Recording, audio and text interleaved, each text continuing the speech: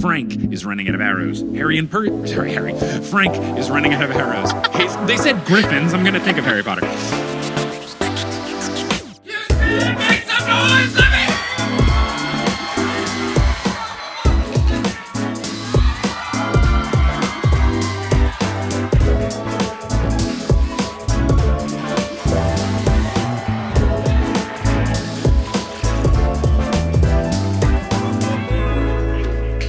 Baby, Houston, Texas, what is good? Woo! It is a delight to be back here in my sort of kind of hometown. I lived here for 10 years across many different walks of life. I'm so stoked to be here for another super fun live show in the lovely city of Houston. Make yourselves a round of applause for making it out to this show.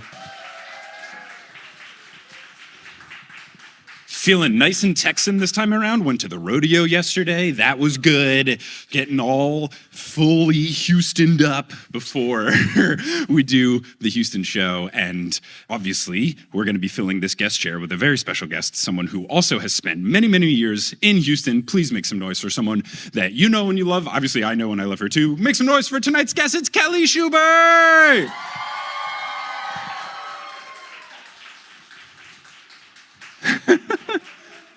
Hello. I lost your water bottle. What, you think it's I was going to make a joke about what the person with the Vine water bottle, but Jonas is in the crowd. So there is another Houstonian Viner in the mix. So it could not just be mine. How's it going? Good.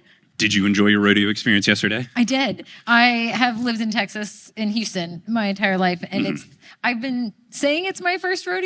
Technically, I went once before while I was in college. I had a friend who had gotten a Rodeo Foundation scholarship, and so he had like a invitation to go to a box in the stadium for one of the concerts, and he got to bring a +1, so I went with him for that. But I consider that more of a concert and not a rodeo experience. So it was kind of my first rodeo. You weren't in the thick of the rodeo. No. You weren't at the pig races. You weren't at the fried food stalls. Exactly. So it was kind of my first rodeo. Yeah, you got a flattened penny to commemorate it and everything. I did. It was I learned by awesome. posting that you're a fan of flat pennies, that a lot of my listeners are fans of flat pennies. It's like a thing. Yeah. I'm not surprised given the nerd audience. I have a little booklet. Does anybody have like a booklet? Yes. I got mine from SeaWorld. It's like SeaWorld branded squished penny booklet. So 90s. It's awesome. pretty good. And I still am filling it. So yeah. They do make it now for any flat penny aficionados out there. They now make little like wristbands, like those jelly band kind of things where you can insert a flat penny. But then it's just one. You got to pick your favorite. That's too hard. But you just cycle it out every day. It's like me when I'm picking out different friendship bracelets. It's like, how do I feel today? Oh, I want to wear this one. You can just be like, which flat penny do I want? Ooh, Wanaka? Sure, yeah. Well, now with the like death of coins, it's like a lot of places do copper discs. So like you'll put in, you can swipe a credit card for some of them now, and it'll like. Oh, I'm familiar because when we were in Australia and New Zealand, you made me swipe my credit card many times. And let me tell you, some of these places are charging way too much. Back in my day, you used to put in like 50 cents or $1 and then a penny. Some of these places are like, what was it? It was the Smithsonian. They have a thing where you can like tap to pay with it. But it is like, I guess they think they're like cutting you some sweet deal. They're like, for $4, we'll give you 4 flattened pennies. It's like, can I do $1 for one, please? But they just like poop out all. That one didn't even have like the crank turn. It wasn't fun. All of the fun is cranking the flattened penny thing. Yeah. The cool one about the one at the rodeo, if you can find it, go and find it. It's like a little scavenger hut. It's inside not the NRG. It's in the center, not the arena, like the hallway thing. Yeah, that's like a huge building. Yeah. So if you can find it, go and find it. We just happened to go into the door. It was right there. And you went and there were these 4 men in very large cowboy hats. And they like were congregated around it. I was like, surely these men don't know what's going on. One of them was leaning on the machine. Right. And I like walk up And I'm just like, excuse me. And he's like, yes. And I was like, no, I'm trying to get to the machine that you're on. And this guy... He's like, this does something? I'm like, yeah. Well, and then you explained what it was, and the other 3 guys are like, oh yeah, I know what a flat penny is. I'm a human that exists. This person was like, I've never heard of this before. And I was like, how have you never heard of this before? To me, that's a universal experience. Yeah, it had a little bin attached to the side of it that said, take a penny, because they all know that we don't carry pennies. Very smart, I'm not going to lie. So I fished around for the shiniest one, obviously. I used to like save shiny pennies and take them with me on trips. Like me and my siblings would like swap which ones we thought were the shiniest pennies to take on trips with us. I then had to go hunt down 4 quarters. But we made it work. But we made it work, and we made a flattened penny. It was So awesome. a lot of people at the venue asked me, what is this podcast about? And I told them all Percy Jackson. So we should probably talk about Percy Jackson so I don't seem like a huge liar. Also, everyone listening to the podcast is probably like, shut the fuck up and talk about it. So we are going to be covering chapters 37 and 38 of The Son of Neptune today. We have already done all sorts of various questions in terms of guest introduction and stuff. I feel like giving your life's backstory and the history of flattened pennies is enough of a warm-up that we should kind of just get right into it, right? The question you ask your guests is, what's your favorite souvenir, right? Flattened pennies. Flattened pennies. I wonder if I have one. No, we can't. We got to talk. We got to do it. These people pay good money for a Percy Jackson podcast. Next time we do a 5-minute intro about not the subject. Yeah, oh my God, it's 8:06. Let's talk about Percy Jackson. So, where we last left our heroes, they had just defeated the Laestrygonians. They had gotten into a fancy private jet and taken off to escape the danger. Now, this chapter is a Percy chapter. The opening line is, quote, airplanes are cannibals? No contest. And then I had to remember, oh, right, Percy's scared of airplanes. Because that was the thing initially. They were like, oh, do you want to go in an airplane? And he was like, I'd rather not. And they were like, I don't think there's any other option. And he said, okay, fine, because he doesn't like to fly. So I had to remind myself, oh, right, this boy does not like to fly. But narrator Percy says that he would have rather them driven the whole way to Alaska with the Laestrygonians on their tail chucking cannonballs. I don't know how feasible that would really be. I don't think so. Yeah. They could be like my brother and bike to Alaska. True. That would take like 3 months. But he didn't have Laestrygonians on his Because he did the Texas 4000. The Texas I don't know if anyone else has Texas 4000. No. Big bike thing that happens through Texas. I would assume it's 4,000 miles? Give or take, I think. Sure. Yeah.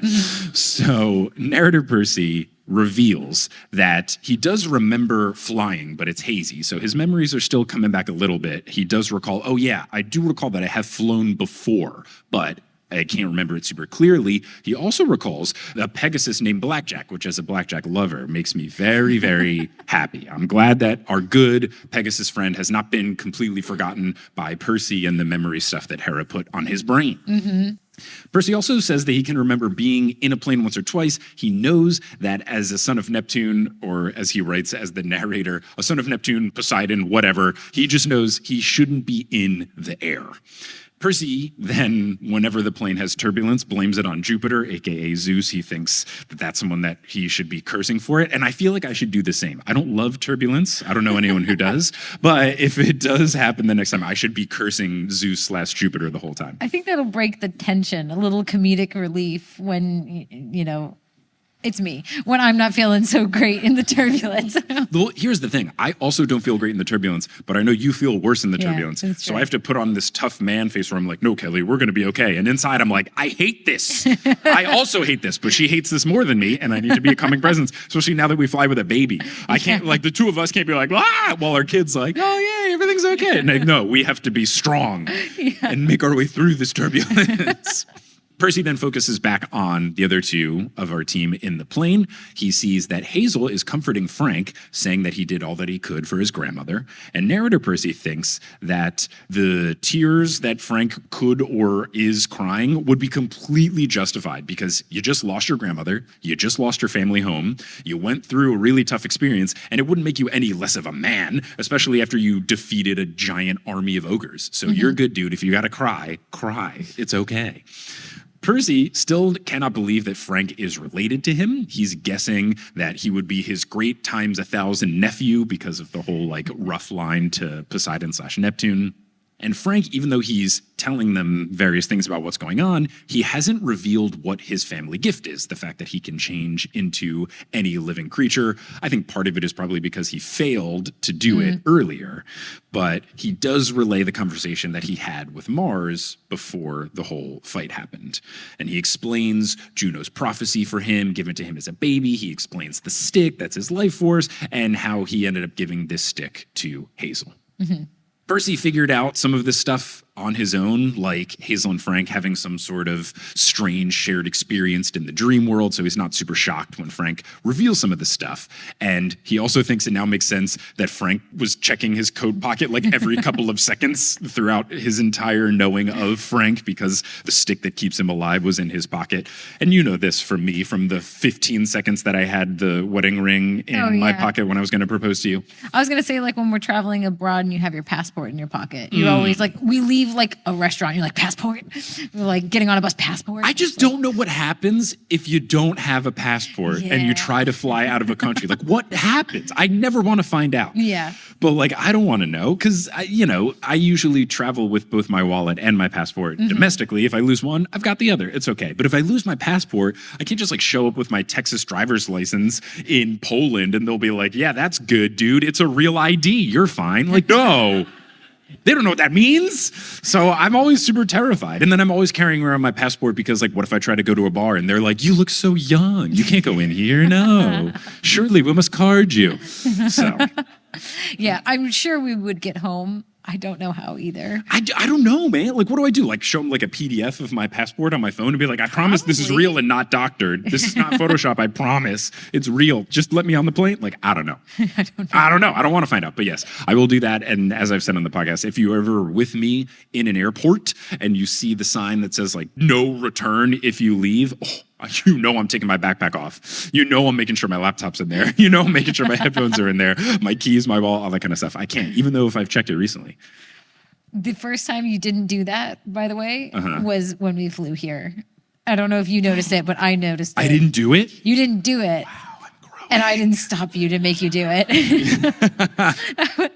I was like, yeah, we've got the baby, we're good. Let's just go.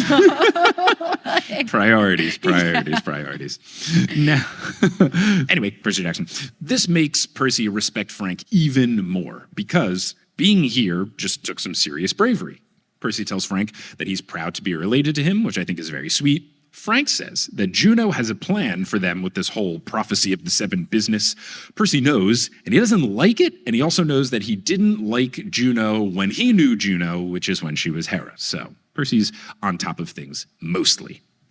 But narrator Percy wonders how Hazel has remained so calm, despite being the youngest of the three, and despite the fact that she's on a quest to the place where she died before being resurrected, to save someone who, if you save this person, the Thanatos, who is the guardian of death in the underworld, if you do save this dude, you might die. So, like, you're going to the death location, which also could be the end of your life. And she's 13 years old, and she's like, yeah, whatever, guys. I'm not afraid of planes. I'm not afraid of ogres. I'm all good. Like, I can understand why he is also surprised. It makes Percy feel foolish for being afraid of turbulence if Hazel's not going to be afraid of objectively a terrifying scenario. He's like, man, am I really scared of rough air? Which I always think it's funny when they call it rough air. Because, like, I don't know, what are you, like, can you feel it? How do they know? Yeah. 2 or 3 flights ago, we were sitting there and it was really bad turbulence. It was probably the second worst turbulence that we've had. It was pretty rough. Yeah, it was very rough air. And so we're sitting there and like, baby's asleep, which is great. I'm not sure what I would have done if she was crying also. But so like we're freaking out and there's like a 6-year-old sitting in the row in front of us and the 6-year-old's having a blast. They're like treating it like they're on a roller coaster with the turbulence and everything. And as we're getting off the plane, I say this to Mike, I'm like, I wish I could like be like that. Like know that it's all going to turn out okay. And maybe like have a little fun with it. He's like, oh, you didn't see. That kid was thrown up by the end. I was just like, oh no. Yeah, I saw at one point the dad reach for the little sick bag and open it and put it next to him. Yeah. I didn't notice that He may have been having a good time, but much like a roller coaster, he was having not as good of a time afterwards. Hazel asks Percy if he's actually a son of Poseidon, meaning that he's a Greek demigod. And that made me think, because the prophecy did say that a son of Neptune is going to drown, I'm like, ooh, is this just the kind of technicality we need where Percy's going to be okay? Because he's technically a son of Poseidon, even though they're the same person? I obviously don't want Percy to drown, unless it unlocks some cool new thing, but like, I don't know.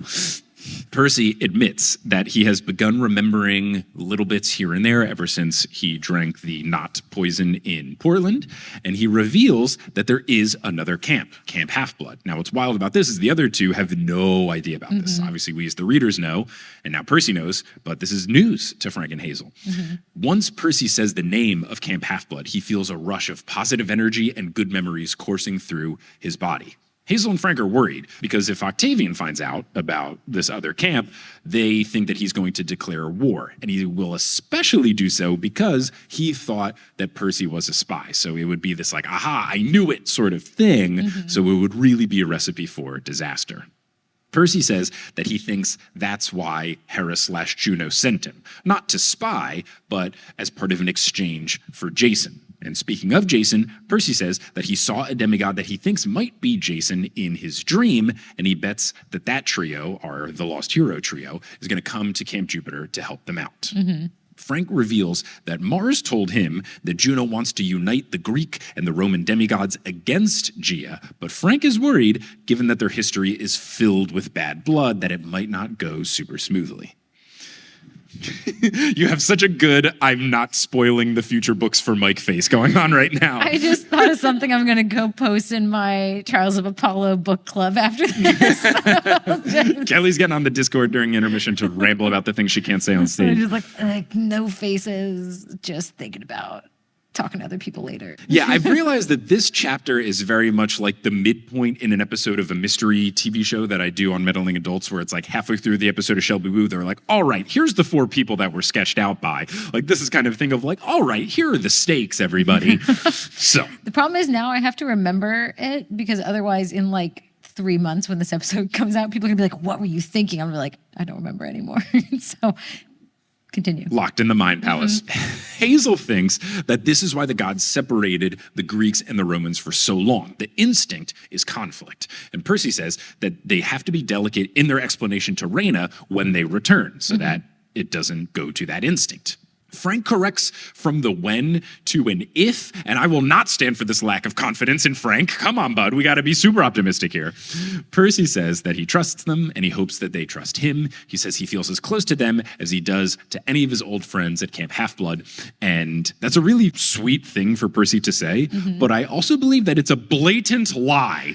You are at Camp Half-Blood for years and years. Your girlfriend's at Camp Half-Blood, your half-brother's at Camp Half-Blood, your best friend that you have an empathy link with is at Camp Half-Blood. You've got these long established relationships. You've met these people for a couple of days and you're like, I feel as close to you guys as those. Like, it's a very sweet thing for you to say, Percy, but absolutely not.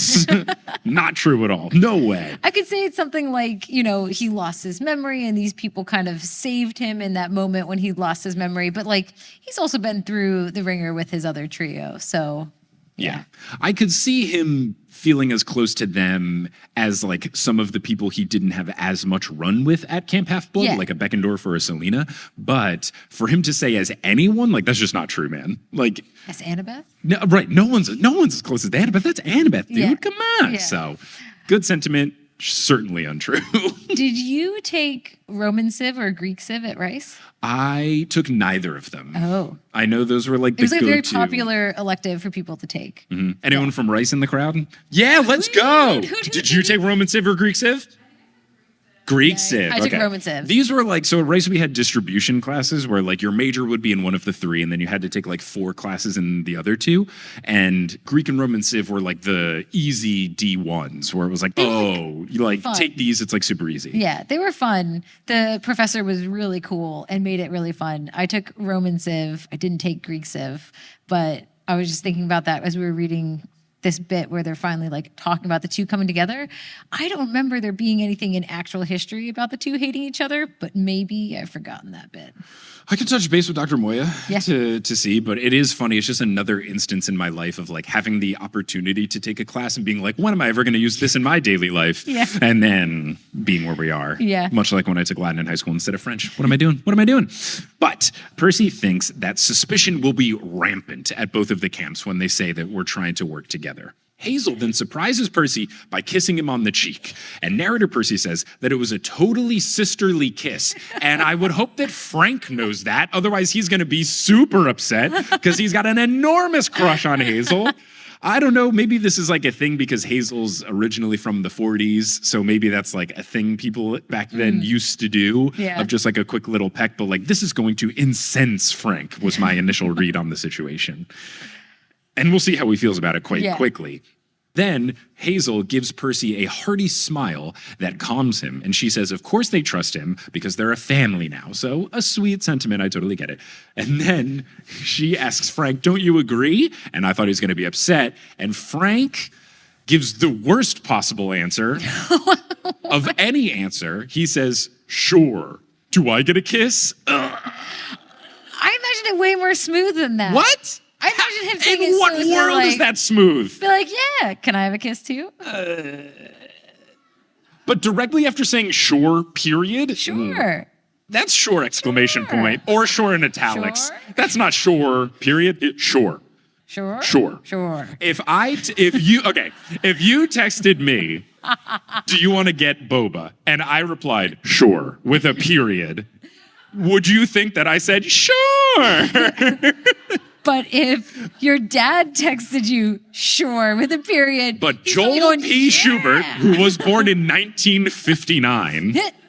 What? She's born in 19 Oh. whatever. Yeah. She also, but He's speaking her but language. that's specifically when Joel texts. No, but Frank is the one who says sure. He's Frank, speaking her language. He knows he's her. speaking her language. Sure. Joel, he's not as bad as some other older people in their lives. Like, old people, I don't know if this is just old people in my life. They love to use ellipses when they don't mean it. So they'll be like, we're coming up soon, ... Getting the groceries, ... That's fine. ... Joel, though, loves to use a period when, like, we'll send an adorable picture of our daughter, and he will do something like cute period. And I know he doesn't mean harm by it. The other thing, rampantly incorrect use of quotation marks. Just like he uses them in the place of italics. Like he uses them for emphasis. But it's a problem because then he'll be like, yeah, make sure you get the food to go. I don't know if I've ever noticed that. Oh, now you'll not be able to unsee it. But he'll like text will be like, yeah, make sure you get the food to go. And I'll be like, do you want it to go or do you want to eat at the restaurant?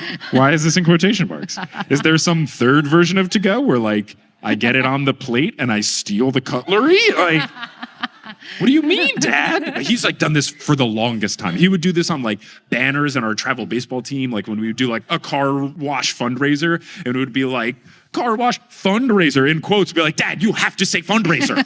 You can't put that in quotes. People might think it's money laundering. I don't know. But yeah, I don't think he's happy. I think he's sure. Do I get a kiss? I think he's grumpy about it. I read that and I was like, wow, Frank's real smooth. I read this as like, this is gravel. Like this is the unsmoothest thing possible. It's chunky. It's not smooth. We'll have to wait like 10 years for the show to come out. Or whenever I interview Uncle Rick, I'll add this to the very important questions. But so in this one sentence you wrote, was Frank upset? I think he's upset. Hazel does the only response that you can do to this atrocious sentence. She laughs nervously and then changes the subject. She asks, so what's up next? Percy worries about how June 23rd is half over. That's the deadline. And he says that he must contact a friend to fulfill his promise to Ella. And Frank guesses that he's going to use an IM, but Percy says that those iris messages still aren't working. He tried one last night at Grandma's place, didn't work. Percy says that he hopes that he can do it in his dreams. And because he's trying to do it in his dreams, my first thought was it could be Grover because of empathy link and they've communicated in their dreams in the past. And then my second thought was, but is it actually Tyson? Because recently he had a dream and Tyson was in it. So those are my top two contenders for who the friend is, and we'll see shortly. Percy says that he's not sure if he can sleep, but he must try. And Frank says that it'll be a few hours, so Percy should go lay down on the couch. What a nice private jet they're in. Like, obviously, private jets are nice, and I've never been on one, and I don't know that I ever will. But the fact that this one has a couch in it, that feels even more fancy. I'm not well-versed in them, but that doesn't feel like it's in your standard issue private jet. Do you know more about private jets, Kelly? No. Okay, cool. Percy thinks about how fortunate he is to have these two people in his life guiding him along on this quest. They have been the bright spots in an awful time of his life. So he goes back to the couch, he closes his eyes, and he begins to dream immediately. And of course, the dream, not great for when you're in a plane, the dream is of him falling. So he's falling from a mountain of ice towards a frigid ocean. The dream then changes, and Percy is in front of the Zhang family mansion that is in ruins. There's no more ogres. There's firefighters who have put out the fires, and they're leaving. And there's a giant shaggy black dog in the woods nearby. Obviously, this is our good big dog friend, Mrs. O'Leary. Narrator Percy calls the dog a him, which Mrs. O'Leary is a girl dog, right? It's not like a boy dog with the name Mrs. O'Leary. I don't know. Right? I've thought this, and then I was like, is it ever said? Does anyone know? Is Miss O'Leary a girl? She is. Cool. Oh. I believe you. So I think this is just Percy doing the thing where he just calls it because he doesn't have the memory of remembering Mrs. O'Leary. Beside the dog is a crater, and near that crater is a kneeling Cyclops. So we've got Tyson here. Tyson was with Mrs. O'Leary in the dream before. This makes sense. And Tyson cries out loud that he's so close. So he clearly thinks that they are close on their tail. And now it becomes quite clear to me reading that this is going to be who Percy's going to try to talk with and to try and help Ella out. Percy knows that the time is now, so he calls out to Tyson, and Tyson swivels his head around, looking for him. And Percy tells him that he's here, but he's not really here. Tyson asks where he is, and Percy says that he's en route to Alaska and that he is okay, but he needs Tyson to find their friend Ella. Is this like a voice in Tyson's head? Or like Mufasa in the sky? Because Tyson looks around in a bunch of different directions, I'm going to go more Mufasa in the sky, where it's more of the Simba, remember, going. Or like Voldemort hissing in everybody's head. I don't think it's that. I think it's an external thing because he does look around trying to find him. Tyson could just be being boyish and naive where he hears something in his head and looks around for it, but I think it feels like an external thing. Maybe. I don't know. Again, I can ask Rick.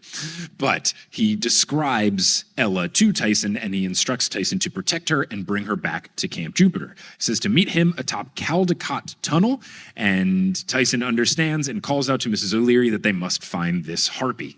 Percy feels the dream fading, but he holds on long enough for him to see how excited Tyson is, and he tells Tyson that he misses him, which I think is very sweet. He also begins to tell Tyson to relay a message to Annabeth, but then the dream changes, and then Chiron and Morpheus high five in the distance because the dream had the perfect twist. The new dream phase features Percy atop the hill at Camp Jupiter, and he's looking down on the camp as the Legion musters together ready for battle. The evil army is all around them, and it's just looking very, very scary. You've got Alcyonius, right? That's the guy who's leading the army? No, who's the other one? I don't know how to say it. Polybites. Yep. Yeah. Sorry. Polybotes. My autocorrect decided to change it to apply when I typed Polybites. So Polybotes. Polybotes. So the evil army is all around, led by Polybites, who is it changed it to apply ties. That's what it is. No, I need Polybites. Come on. How do I tell my notes app I'm gonna be writing a lot of Greek words? The evil army is all around, led by Polybites, who's looking scary as always. He plants his trident in the ground and laughs because the army is getting all ready, the army of demigods. He goes, "Yes, blow your little horns, Romans. I've come to destroy you." And then he calls out for Stheno, and I'm so stoked that Stheno is back. Or Stheno, I think it's Stheno. Stheno returning, great. Loved Stheno in the chapter 1 and 2 episode that we did. Love for her to be back. She's still wearing her bargain mart attire because she is committed to the bit. And I don't think I made this joke in the first episode where we covered it, but the fact that it's Bargain Mart is also the name of the place where SpongeBob SquarePants gets the really good spatula in the first episode of SpongeBob. And he sings that little song where it goes, "Bargain Mart for all your spatula needs." And I regret not making that joke months ago, but now I'm here and I can do it. She asks if Polybites would like a puppy in a blanket, and I'm upset that the crispy cheese and wieners are not still on the menu. But Polybites asks, what kind of puppy? And Stheno says, no, they're hot dogs wrapped in croissant rolls, not real dogs, and they're on sale. Did you call those puppies in a blanket? Is it not pigs in a, or I guess it was pigs in a blanket. But pigs in a blanket are not wrapped in crescent rolls, right? Isn't it? They are? Okay, Yeah. I guess. Okay, then no, I always what called them this pigs is. in a blanket. Oh, no, yeah, I guess, yeah. So yeah, I always called them pigs in a blanket. Add it to the Rick list. Yeah, well, it's weird because like it is a hot dog, so puppy, but hot dogs are made of pork usually, so I had this pig in a exact blanket. same Like train of thought they're earlier. both correct. Yes, I know. But then I was like, but who I calls wonder if it? it's a regional thing. So here, would you call them pigs in a blanket? Okay, so at least the South calls them pigs in a blanket. Yeah, And that's where the I grew up. Northeast will call them pigs in a blanket. But maybe it's like in places where they call soda pop for some godforsaken reason. So like That Chicago? the Midwest, they're like, oh no, it's puppies in a blanket, sure, yeah. So, she says, Are you Irish a little bit? that was a tough one. Oh, don't you know? Oh, yeah, we call them puppies in a blanket. Yeah, that would have been it. Yeah, that was a bad one. Oh, Jesus, Mary, and Joseph, we call them puppies in a blanket. They're after me, Lucky Charms. Heart stars and horseshoes, puppies in a blanket. So, yeah. So, Polybides in response goes, bah, never mind then, because he only wants to eat dogs, I guess. And then he asks if the army is ready to fight. She says that almost, because Ma Gasket and half of the Cyclopes are stopped in Napa. They went on a winery tour, and they won't arrive until the evening. I love it. No notes. Polybides is furious. He screams out, winery tour, which is great. Then Steno adds that there were also cheese and crackers at the winery tour, and I would have loved if he responded, oh, well, that's completely different. But no, he's still upset. But Steno adds, in response to her saying that there was cheese and crackers at the winery tour, she says, but Bargain Mart had a better deal. So she's so committed to this store. Polybides then rips an oak tree out of the ground in anger and throws it. He tells Steno that after he destroys Neptune and rules the oceans, he will renegotiate the Cyclopes work contract so that Ma Gasket will learn her place. And I'm thinking ultimately that this is going to be their demise. There's clearly not a good relationship between Polybides and Ma Gasket. I feel like them beefing with each other is going to have negative repercussions in the actual fight. I'm not even going to look at your face because I'm sure you're trying to withhold either laughter or some sort of like, oh yeah, Mike, that's definitely what happened. So I'm just not even going to bother. So you're good. So he then asks about news from the north, and she relays that the demigods have indeed left for Alaska. She says, quote, they fly straight to their death. Ah, small d death. I mean, not our prisoner, capital D death, although I suppose they're flying to him too. Steno's perfect. What a great henchman. Polybides says that he hopes Alcyonius stays true to his word and spares the son of Neptune so that he can have him chained at his feet and strike when the time is right. So that's a new little revelation that we have, that we've got Polybides trying to specifically be like, save him for me. I want to kill Percy Jackson. Or at least the son of Neptune. It could be referring to someone else because I'm not fully convinced that the book title is about Percy. There could be somebody else. So that's where I'm at. He then says, quote, his blood shall water the stones of Mount Olympus and wake the Earth Mother. I wonder, I don't know, who's Thanatos' dad? Huh. Could Thanatos be a son of Neptune also? I don't know. I don't know whose dad is. We'll see. Anyway, Percy Jackson. So he says, his blood shall water the stones of Mount Olympus and wake the Earth Mother.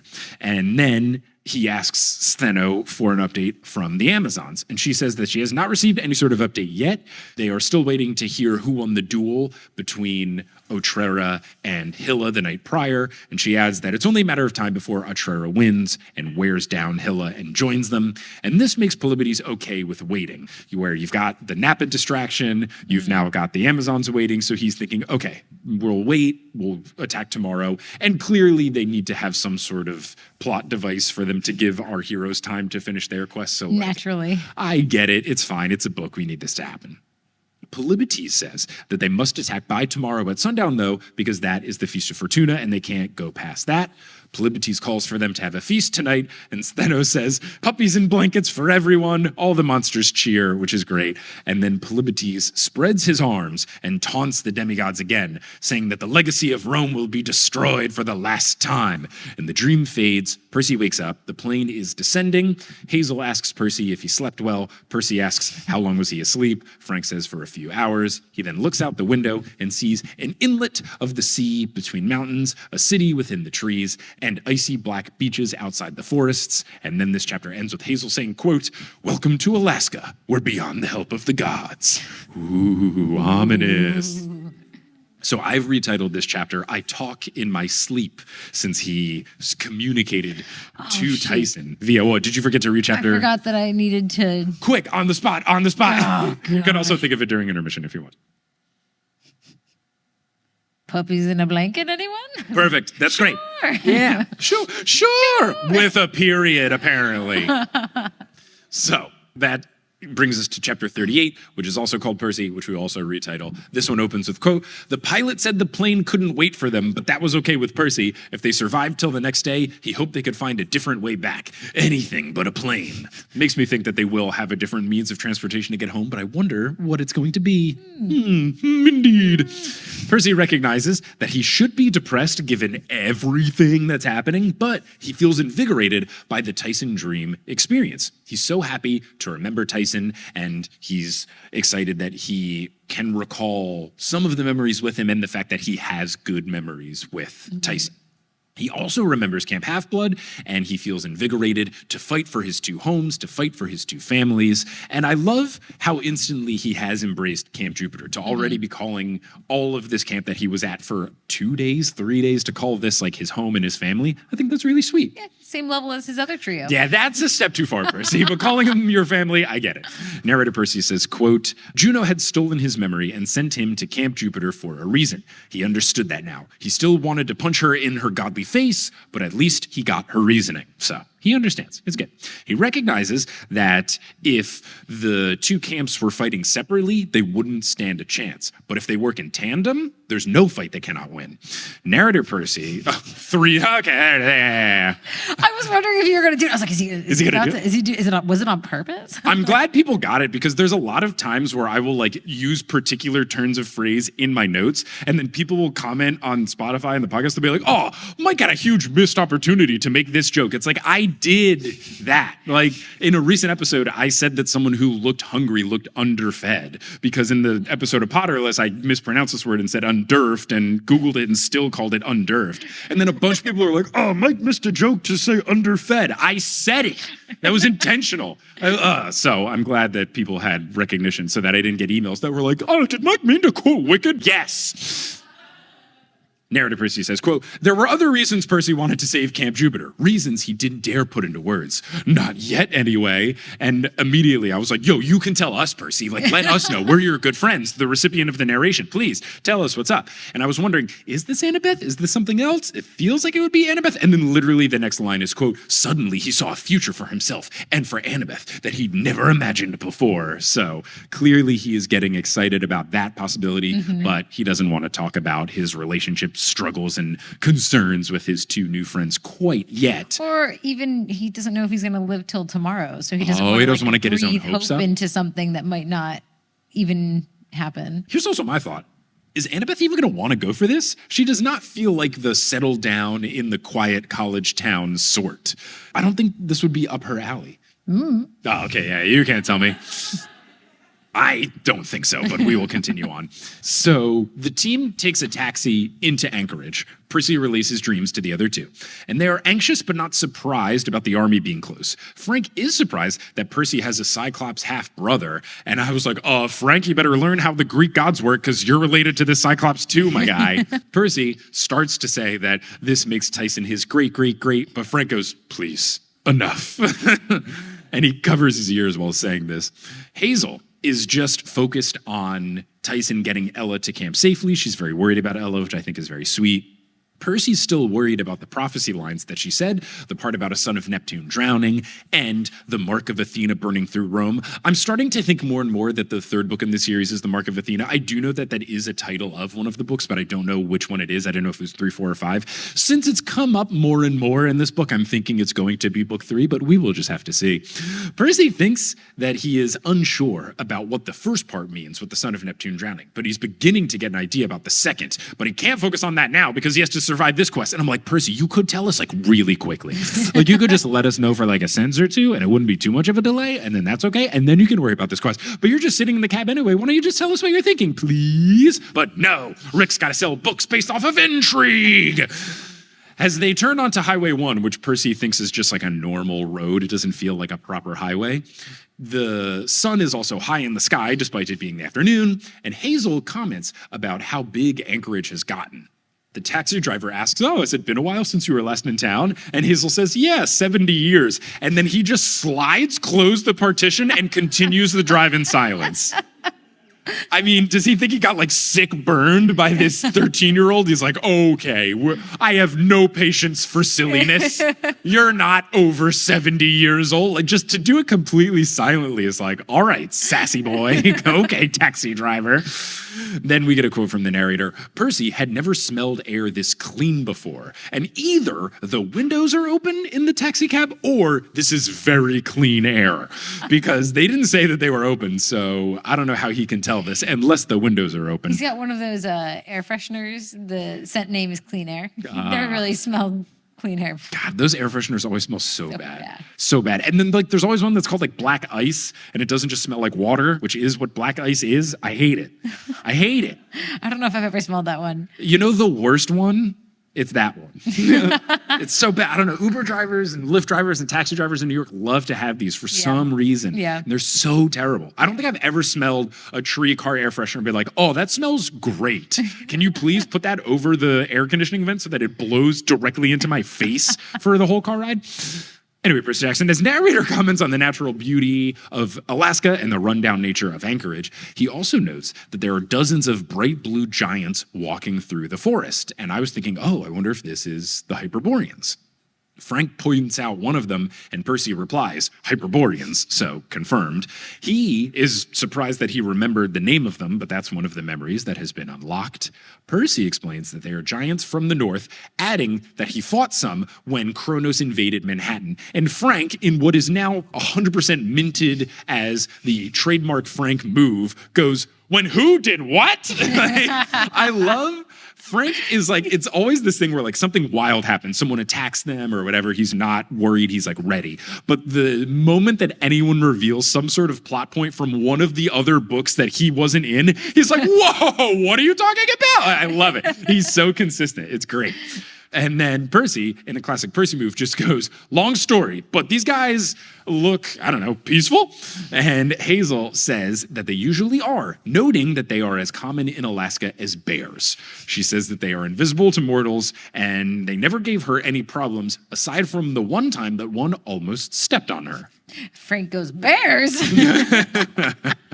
He does have a line where it says Frank is worried about bears. I'm pretty sure he said bears. It said, yeah, he was worried about it. And I was like, is Frank afraid of bears? Like, I mean, he has experience with bears, so why would he be so upset by bears? I don't know. So the giants pay the taxi no mind as they drive through. And for size context of these giants, there's at one point where a giant straddles the highway and they just drive under him like he's an overpass through his legs. As the cab approaches the shore, Hazel taps on the partition of the cab and says that this is far enough. Percy thinks that downtown Anchorage looks more like a college campus than a proper city like Vancouver. And he says that because they were just in Vancouver. I can't wait for Percy Jackson to go back to New York City to actually see a proper city. Vancouver is a city, sure. Percy's going to be like, whoa, my God, when he goes to New York City. He's going to be floored. But Hazel gets out and thinks that Anchorage is huge because it's so much bigger than when she was last here. And she does the classic thing that anyone loves to do when they revisit their hometown after not being there for a while. She starts pointing out all the places that they used to go to and saying, this thing used to be a this, and this thing used to be a that, which is such a good move. It's a wonderful thing to do. Always good, always good. So they walk a bit, and Percy smells food, something like sausage, and he calls for them to follow the smell since they haven't eaten since they had breakfast at the Zhang family house. And I was really worried that this was going to be a trap. Like, this reeked of Auntie M's burgers, where I was like, oh no, like Percy's smelling a monster trap. This is not going to be good. Pie in a window with, odor lines coming out of it. And then there's a bomb inside because it's from ACME. Yeah. Did no one watch Looney Tunes? Come on. So they sit down at a cafe near the beach, and Frank is hyped that they do 24-hour breakfast.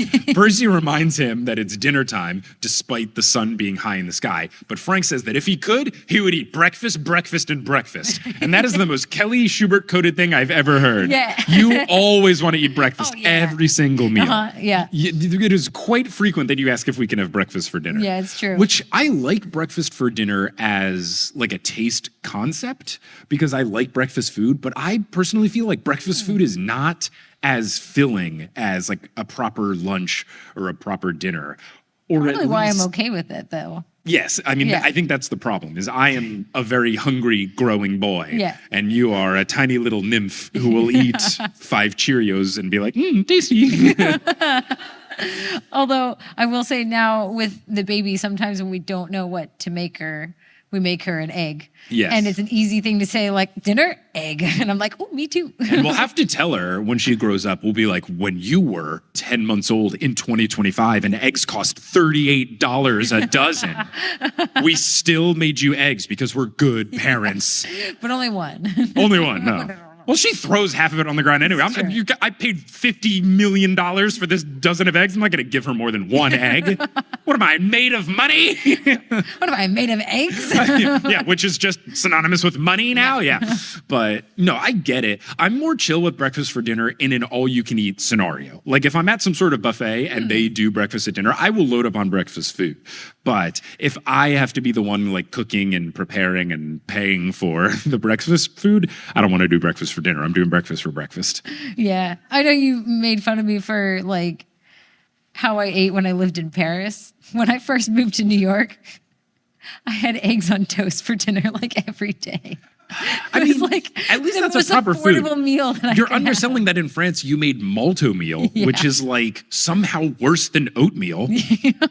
Yeah. And you would eat that for multiple meals a day when you Again. lived in the food capital of the world. I was like surviving on loans. I was like, I would eat multi-meal when I was at home so that I could like go out and eat good meals like once a week. And then I moved to New York and I would make ramen and eggs on toast for dinner every day. Where would you be without me? Where would you be without me cooking you most meals? So, a very cute moment from Frank. He immediately, after saying he would like to eat breakfast, adds that he's sure that the breakfast food here is inferior to Hazel's cooking since she made him breakfast earlier that day. And Hazel gives him a little playful elbow, which is cute. See, he's so smooth. I mean, he is smooth in everything else except for the time where he goes, "Could I have a kiss too?" Like, ugh. Ugh. Narrator Percy then says, quote, "Seeing them like that made Percy happy. Those two definitely needed to get together, but it also made him sad. He thought about Annabeth and wondered if he'd live long enough to see her again. Think positive," he told himself. Super duper cute.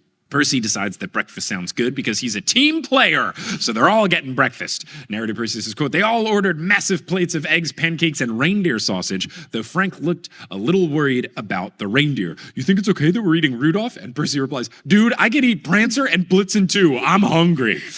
Which is great because, first off, I've had reindeer a couple of times. It's delicious. Specifically, though, I have had reindeer sausage when we did the show in Oslo. That was on the menu, and naturally, if that's on the menu, I'm going to get reindeer. And I'm pretty sure I made a joke when the people asked, "Oh, how did you like the food?" I think I said to the server, "Blitzen tasted great." So the fact that Percy and I made a similar joke makes me very happy. But if you get the chance to have reindeer sausage, it's quite good. It's really applause for reindeer sausage.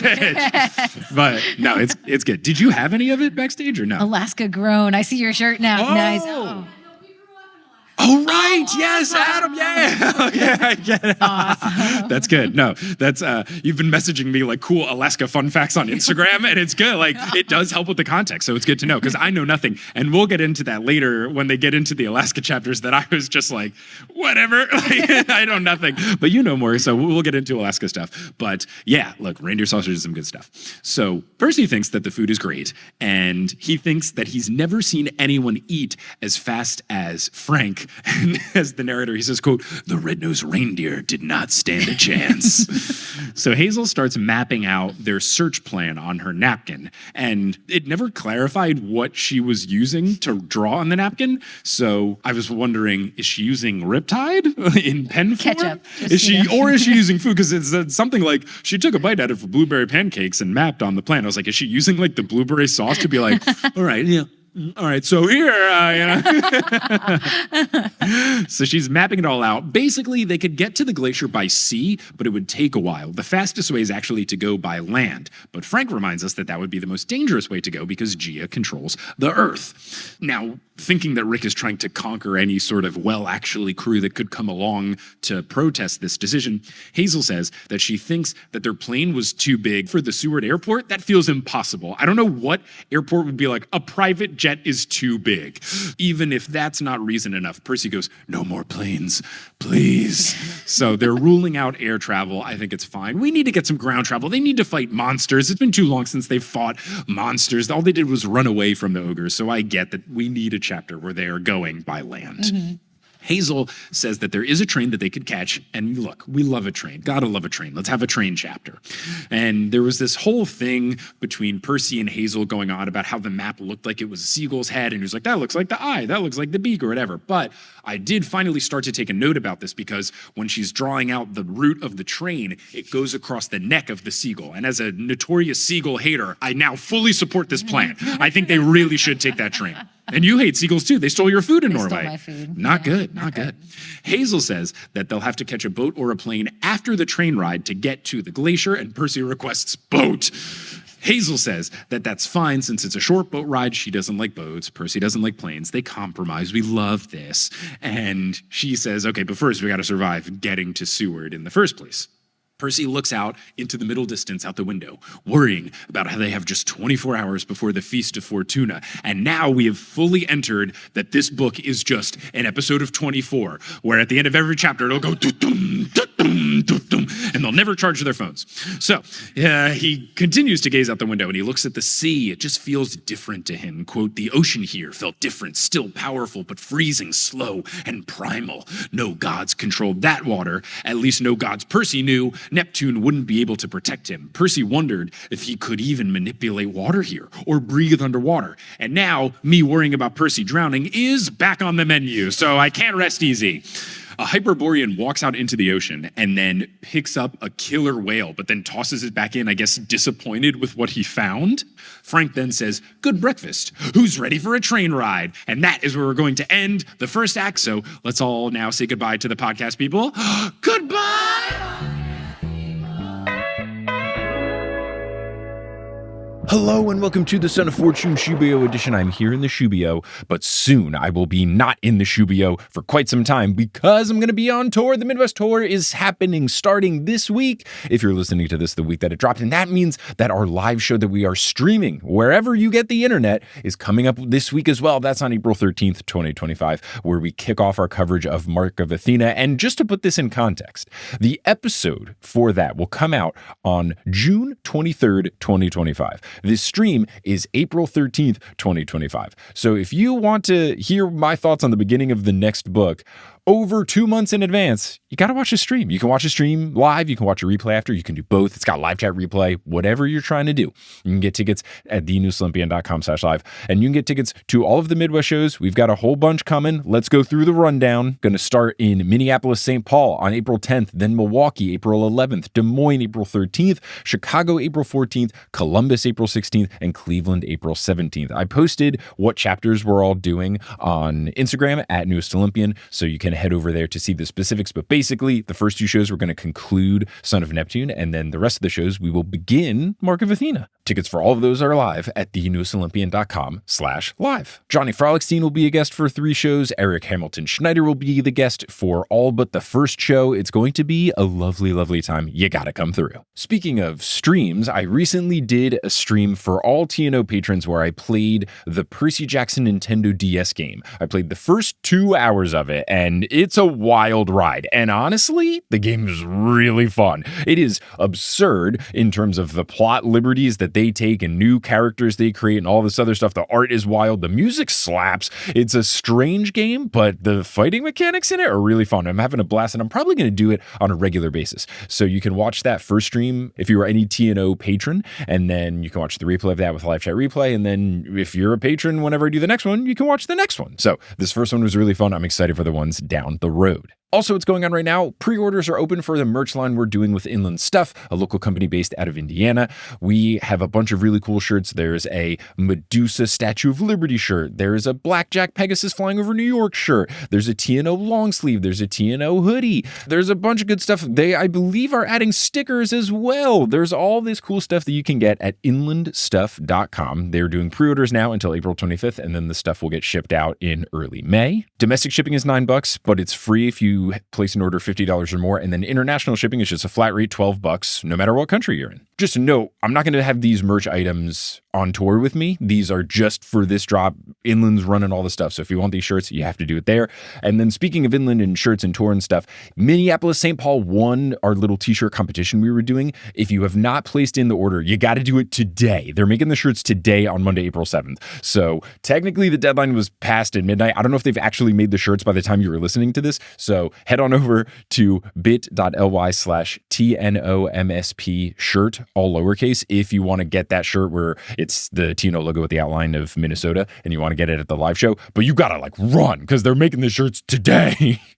Now, I've mentioned the Patreon, so let's give a shout out to the folks who have joined our Patreon most recently. Shout out to our newest Mega God tier patron, Lena Shao. Shout out to our newest God tier patron, JJ Nico. And shout out to our newest Demigod tier patrons, Daniela's Doses, Peter, Ever Avel, and Cupronicle. Thank you all so much for your support. May Apollo bless you that if you are ever called upon to give a suggestion at an improv show, you just nail it. You say it all really well. You give perfect suggestions for the improvisers to make comedy joy about what you have brought forth. Now, if you're all caught up on the newest Olympian and you're looking for some new content to consume, you are in luck because I make a whole bunch of content and I think you will enjoy all of the content that I make if you like this show. One of the shows that I think you'll enjoy is one that I am recording a new episode, making progress towards season 5. I'm recording that one tomorrow at the time of recording this on Monday, April 7th. That's Meddling Adults. Meddling Adults is a comedic children's mystery podcast that is all for a good cause. The proceeds go to charity. It's great. It's fun. I host. Guests compete to solve mysteries from classic children's mystery series like Nancy Drew and Scooby-Doo and Cam Jansen. And the contestants will go head to head and one will be crowned a winner and then they earn money for a charity of their choosing. You can play along at home. It's really fun. I'm in production. Sherry and I are making season 5 right now. As I said, we're recording an episode. It's going. The gears are turning. It's been hard because Kelly and I had a baby, and babies are time consuming, but I'm making progress on Meddling Adults Season 5. You can listen to all the episodes at meddlingadults.com, or you can search for Meddling Adults wherever you get your podcasts. Now, unless you're listening on Patreon where you get access to ad-free episodes, you're going to hear words from a few sponsors make it feasible for me to be a full-time podcaster. Some of those ads will be read by me, such as we've got new sponsors going on. I'm so delighted. Quince is back as a sponsor. I'm so stoked that they're back. Gosh, they make lovely clothes. I am so delighted that they're back with us. And then also maybe by Nutrafol. They've got ads going with us right now as well. But other of the ads will not be read by me. Those are inserted locally. So if you live in Czechia, formerly the Czech Republic, you might hear ads in Czech. But once those ads are complete, we'll get back into this episode of The Newest Olympian.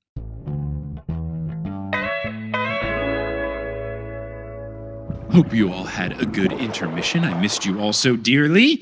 Now, we can resume our coverage of this book where we last left off. They were about to go on a train, so now they're getting ready to go on the train. Woo! So, the train station is not too far away, and they arrive just in time to buy tickets and board the final train out. Remember when we just barely made the last train in Rome to get to the airport? Yep. Yeah, that was your first experience with Mike likes to cut things close sometimes. Did you think less of me in that moment? No, because we made it, and it was fun and exciting, and I thought this is a one-off kind of thing, right? I think I'm better at it now, but it was a thing for a while. Yeah. Now, Percy tells them that he's going to board in just a second. He runs over to a payphone, and narrator Percy says, quote, he'd never used a payphone before. They were strange antiques to him, like his mom's turntable or his teacher Chiron's Frank Sinatra cassette tapes. So I'm very excited because now Percy does remember Sally. He hadn't remembered her before. She is his mom, so it's probably good. I do not find it surprising that he does remember that Chiron has taste in old stuffy music that he doesn't enjoy. So Percy's unsure how many coins it would take, or if he could even get a call out via the payphone, or if he has the right phone number, but he thinks to himself, Sally Jackson, knowing that that's his mom's name. And then he recalls that he's a stepdad as well named Paul, so I'm glad Paul got in the mix. he is worried about how worried they would be about him, given that he's been gone for 7 months. But most of that was during the school year, so it's not as bad as it could be, but still not ideal. So he calls his mom's apartment. It goes to voicemail, which doesn't surprise Percy, given that it's midnight there and that he's calling from an unknown number. So then narrator Percy says, quote, hearing Paul's voice on the recording hit Percy in the gut so hard he could barely speak at the tone. So he leaves a voicemail explaining that Hera put him to sleep and took away his memory. He says that he's on a quest. He promises to return home, and he says that he loves her. Very sweet from Percy. Super duper sweet. He hangs up, he waits expectantly and hopefully wanting it to ring back, but then he hears the conductor shout, all aboard! And I gotta say, I ride a lot of Amtrak trains, and I've been riding more and more because I've only been doing mostly live shows on the East Coast or like this when we're in town for something else. I've been taking much more train rides than normal since we had a daughter, and not enough all aboard yelling. Nope. Like usually you hear like the speaker saying like now boarding or something. And I feel like even the people will say like now boarding. But I wish more of the people on the Amtrak, adjusted their monocles and fixed their top hats and twirled their mustaches and went all aboard. Like, come on. That'd be so good. If I worked for Amtrak, I would do that. I would be like, all aboard the final train to Houston. Did you guys know there's an Amtrak in Houston? I learned this like a week ago and I was floored. I'm sure it runs like once a day and it breaks down all the time. But like there actually is an Amtrak station here. I had no idea. Gotta take the train sometime. We should. It'd be fun. It'll be so much fun. But anyway, the conductor shouts all aboard because he gets it. And then Percy realizes, okay, I got to board the train. Hazel asks if he's okay, and Percy squeaks out that he just had to make a call. And I am very familiar with this particular sensation. When I did tennis camp in New Jersey, they had payphones there. And one time I was like really homesick, and I gathered together some quarters to try like use the payphone to call my mom. I couldn't because I wasn't allowed to just like leave the tennis camp to go inside the community college that it was attached to, but I really wanted to. I had like enough quarters and I was like, I miss my mom. But it was okay because I just had to like wait like 2 more hours for camp to end. But I get this particular emotion, Percy. Frank and Hazel understand that it was more than just a phone call, and they understand that they probably shouldn't press further, so they don't. Percy wants to focus on the quest while on the train, but his ADHD is making it challenging because neat stuff keeps popping up out the windows. There's bald eagles. Someone's got to tell Jason. Somebody's got to tell Jason. There are waterfalls. There are anti-avalanche artillery guns. I've never seen a gun version of this. I've heard the explosions. You know how they do that? I've heard them, but I've never heard one being shot. Like I think when I heard it, I was skiing in Denver and I had no idea what it was. And then I heard like a loud explosion and no one freaked out. And I was like, I'm the weird one. What's going on? But I think those were like planted charges. I don't think that they were like actively being shot. So that sounds really cool. Then continuing on, there's other things. There are these very reflective lakes, there are snow-covered forests, there's bears, and giants. Tourists keep gasping and oohing and eyeing and taking photos at all of these things, but Percy feels bad because they are missing out on the best stuff. What the giants are doing. The giants are doing fun things like using trees as toothpicks and playing with moose like they're action figures or lounging in a lake like it's a hot tub. So he thinks they're missing out on the good stuff. Frank has a map of Alaska, and he seems worried about how far Hubbard Glacier is from Seward. And I think that this is pretty funny because when you were finishing the reading for this today, you, as someone who's been to Alaska, when you were reading the previous chapter, when Hazel talks about Seward being the closest city to Hubbard Glacier, you were like, what is she talking about? It's like really far away. And I was like, oh, don't worry, Kelly. You'll get to this in the next chapter. Yeah. Yeah, do you want to quick give your little Alaska knowledge? Since I very much yada-yada'd over all the Alaska. Like when they were driving in the cab and getting on the train and stuff, there's lots of like specifics where if it was the situation where this was about a city that I did live in, I would have been so happy with how specific Percy was being as the narrator. But because I've never been, I was like, Alaska, whatever. I'm so sorry, no disrespect. I was gonna say, I feel so self-conscious now talking about Alaska in front of Alaskans. All you have to do is say how you have been there. You don't. I'm not asking.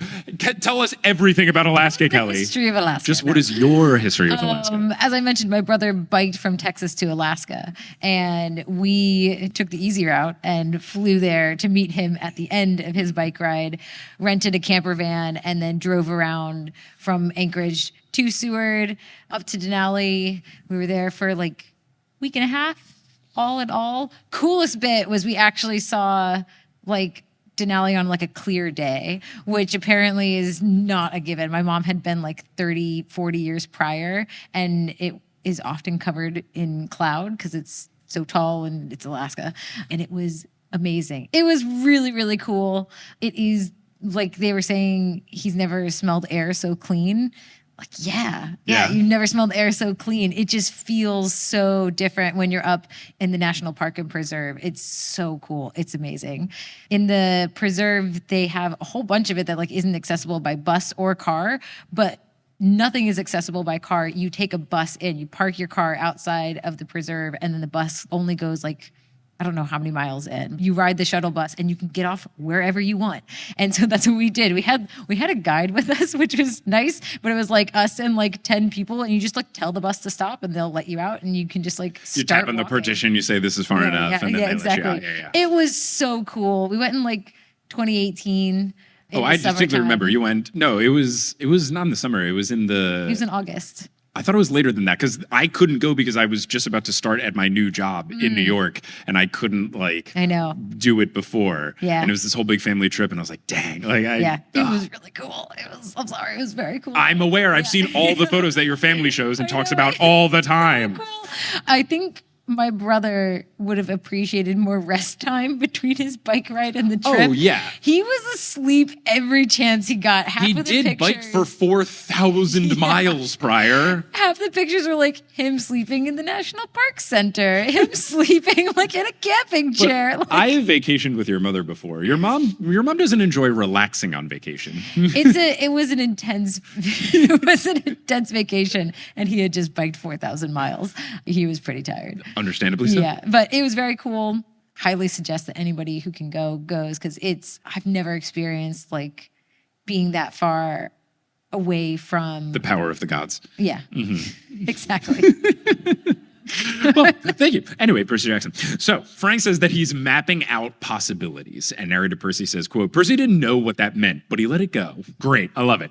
So an hour into the train ride, Percy feels finally like he can relax, especially after they got hot chocolate from the dining car, and he considers napping, and I was like, ooh, more dreams? But they then see a large shadow pass over them, and 3 tourists cry out that it's a giant eagle, but Frank says that it's not a giant eagle. It's a giant eagle lobster. No, so narrator Percy says, quote, Percy looked up just in time to see the creature make a second pass. It was definitely larger than an eagle, with a sleek black body the size of a Labrador retriever. Its wingspan was at least 10 feet across. So it's big. Frank notes that there are 4 of them. Percy sees them circling the train like vultures. Not great. They have glowing red eyes, sharp talons, and pointed beaks. Percy reaches for Riptide and comments about how these beasts look familiar. Hazel confirms, saying that the Amazons had one of them in a cage, which I completely missed if that was in those chapters.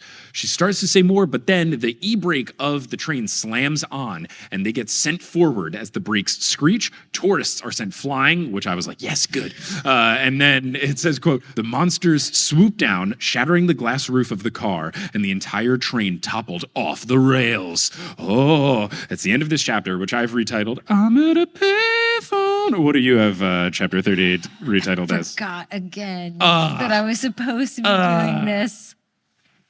Going off the rails on a crazy train. Nice. Yeah. That's actually really good. Nice. Well done. 2 song references. Cool. So if you saw me promoting the show, I said that we were going to stop at chapter 38, but let's do chapter 39. Yeah. So Chapter 39 is also called Percy. We will also retitle this chapter at the end of the chapter. Gosh. So this one opens with, quote, Percy went weightless. And he's not going weightless from being sent down the car like the tourists are. He's weightless because he was snatched by one of these flying things. So the train is in complete disarray below. Percy's vision got blurry when he was yoinked, and it comes back. And when he comes to, he can get a better look at what is holding him. It's got the body of a panther. It's got the wings of an eagle, and it has these blood-red eyes. The talons are wrapped around Percy's arm, and he can't get free. He also can't reach his sword. Percy has no idea where it's taking him, but he's sure that he's not going to like wherever they are trying to bring him. Percy yells, mainly out of frustration, and then an arrow whistles by his head and lands in the monster's neck. So I'm thinking, all right, Frank is on the case. Cool. Percy falls, he crashes through some branches of a tree and into a snowbank. So I would hope Frank did some sort of calculus as to when to fire the arrow. Otherwise, he just got super lucky that Percy didn't fall onto the train wreckage or something. So Percy then groans, stands up, checks and confirms that he has no broken bones, and Frank is then next to Percy shooting down monsters with arrows. Hazel is behind Percy swinging a sword at any monster that approaches them, and Percy recognizes there's just too many approaching for comfort. We gotta figure out something else. Percy draws a riptide, he slices off one of the monster's wings, he slashes through a different monster completely and they form to dust, but because of the whole Gia reform thing, these guys are reforming almost instantly, so killing them is really not going to do much. Percy asks what these are, and Hazel says griffins, which I think is very interesting because this is not what I would think a griffin looked like, so I'll have to talk to Dr. Boye about this. She says that they must get these beasts away from the train, implying to try to keep the tourists safe. Fine. And then Percy immediately sees why, and it's because the train is wrecked and people are confused and the big beasts are kind of trying to attack anything that moves. So he notices that no one is seriously hurt, which he thinks is good, and he realizes that there is something keeping these beasts away from the tourists, and it's our good friend Gray. So Frank had used the final charge of his spear to summon Gray from the ground, and he's fending off the beasts, which I think is awesome, but also oh my gosh, final charge. That's a big deal. It means he's not going to be able to save it for whatever. The season finale. Exactly, whatever the big final fight is. Clearly, we're 2/3-ish of the way through the book. There's going to be some sort of big fight, and now we are not going to be able to have our good skeleton friend Gray for that fight. Kind of scary. Uncle Rick's taking away all of our hero loopholes. At the beginning of the book, he took away the Curse of Achilles at the beginning of the book. Now we're taking away Frank's last charge right when, would be really useful to have. So I think it's an interesting setup. Yeah, no, it is for sure. And Percy's emotions are similar to our emotions here, where part of him is relieved, mainly because of defending the tourists and stuff. But then part of him, I guess a different part of him is relieved because he doesn't like Gray that much. And he's like, okay, cool, I don't have to deal with this guy anymore. This is the last time I have to see this dude. But then part of him is also worried because he's like, oh no, as much as I don't like this big skeleton dude, he is helpful in a fight. So wow. But ultimately, he thinks that Frank made the right call. Ultimately, he realizes he's in a book and the plot must move forward. Percy calls for them to move the fight away from the tracks, and they do. And the narrator, Percy, says, quote, Percy had no experience with griffins. He'd always imagined them as huge, noble animals, which is definitely what I thought, like lions with wings. But these things reminded him more of vicious pack hunters, flying hyenas, flyenas. Beyond the trees, there's an open marsh with squishy ground that feels like walking on bubble wrap. Frank is running out of arrows. Hazel and Percy are running out of energy. And Percy realizes that the griffins are not trying to kill them. They are trying to grab them and relocate them, just like that first one was trying to do to him. Percy wonders, are they trying to bring us to their nests? What's going on? But then he trips over something on his feet, and it is their nests. It says, quote, then he tripped over something in the tall grass, a circle of scrap metal about the size of a tractor tire. It was a massive bird's nest, a griffin's nest, the bottom littered with old pieces of jewelry, an imperial gold dagger, a dented centurion's badge, and 2 pumpkin-sized eggs that looked like real gold. So that makes me think, okay, obviously not bringing them to the nests. The nests are here. Percy has this thought in a little bit. But then Percy ramps it up to 11 quite quickly. He goes to these eggs, holds them at sword point, and then screams, back off or I break it! So he's just threatening to kill their unborn children. That's his first move. It's like, all right, battle begin. I'm going to kill your children. How would you like to reply? Like, that's, whoa. Like, it's very effective, but like, you don't want to try anything else? Like, we're just going straight to the level 6 spell slot? Okay, Percy. Like, he's just going ready. He's ready for it. The griffins squawk in anger, and they do not attack. Hazel explains that they collect gold, they go wild for it. Frank asks, if these are the nests, then where are they trying to take Percy? Percy guesses that they work for Alcyonius, and they were going to take him to Alcyonius. Hazel isn't sure because she never fought these griffins whenever she lived here. She only learned about them at Camp Jupiter, so maybe they're not like a local, normally kind of thing. So it's an interesting thing where they're all kind of confused. No one really knows what's going on. Frank asks if they have any weaknesses. Hazel says that they hate horses, as they are their natural enemies, and she says that she wishes that Arion was here. Yeah, you're telling me you had a cool magical horse 2 chapters ago, and it happened to leave 2 chapters ago. Like, you really could use this horse right now. Oh my gosh. It's one of those hero loopholes we got to get rid of. I mean, it does now make sense of why Arion couldn't come around. I mean, there were other reasons why it made sense, but like now it really super duper makes sense. And I'm assuming that that's one of those mythological things, just like basilisks don't like roosters or whatever. Like, I'm assuming it's that. Otherwise, I don't think Rick is adding this in like just to dunk on Hazel. Be like, yeah, let's make Hazel feel like crap. Oh, if only she had her good horse friend. Like, no, I'm sure that that's probably rooted in mythology. You can ask Dr. Moya. I can, and I will. Frank then notices Legion relics in the nest, meaning that other demigods have died here, so that just really raises the stakes of an already tense situation. Then Percy realizes that his whole Griffin standoff thing isn't going to last forever. More and more approach, and they seem angry. So I guess just like enough Griffins have come that some of them are like, I don't care, kill Bob's children. It doesn't matter to me. So he realizes that it's not going to last, so he tries to think of a new plan. He sees a Hyperborean in the distance, and then he gets an idea. Percy asks Hazel if she can use the gold in the nests to cause a distraction, and he says that they just need to get a head start. And he says, when I say go, run for the giant. And Frank, doing his classic Frank move, goes, you want us to run toward a giant? And Percy says, trust me, ready, go, which was really quick. That was super duper fast, my guy. And then we get this quote from narrator Percy. Hazel thrust her hand upward from a dozen nests across the marsh. Golden objects shot into the air, jewelry, weapons, coins, gold nuggets, and most importantly, griffin eggs. The monsters shrieked and flew after their eggs, frantic to save them, except for that one guy who doesn't like Bob. He was going and he was grabbing the other stuff. So our trio runs as fast as they can, but they hear the griffins hot on their heels. The giant is beyond peaceful, just chilling. He has a necklace of found objects. It has garbage cans, car doors, moose antlers, camping equipment, even a toilet. So apparently he's been cleaning up the wilderness, which is very nice and very sweet. I do like that the moose antlers became a thing because an old coworker of mine when I was engineering back at Airgas, what up, Akash, my past coworker who's in the crowd, one of my coworkers and friends who worked at the Seattle plant I was at, he went shed hunting. I don't know if people are familiar with this, but it's like the only good version of hunting in my mind. Basically, whenever something that has antlers like pop off and regrow. Cool. So I think he did it for elk, but basically, what's a male deer? Is that like a buck? A buck? So yeah, maybe buck, maybe elk, maybe both. But basically, he was like, it's like in this like really intense hiking where you kind of like track these normal places where these animals go. And then you like go, you know, you have to like hike out and camp and like stay camouflaged and stuff. And then you try to just like follow their trails like when the seasons change. And then you will come across like where they have dropped these like big giant honking antlers. So it's a way for you to like get antlers from these majestic beasts without harming them. That's cool. It's really cool. So cool. My friend would like, he would do these, he would get them, he would like put some of them up in his house, he would like sell them because they go for like a really high price and all that. So like, yeah. So the fact that he did this was also super cool. Yeah. Anyway, Percy Jackson, though. I mean, he may have also eaten the moose and then taken the antler. But he seems very peaceful, and all the other stuff is found items, so maybe this one's also a found item. Percy hates to disturb him, but he must. He calls for the team to crawl underneath the giant, and Frank asks Percy if the plan is to get flattened by a blue rump.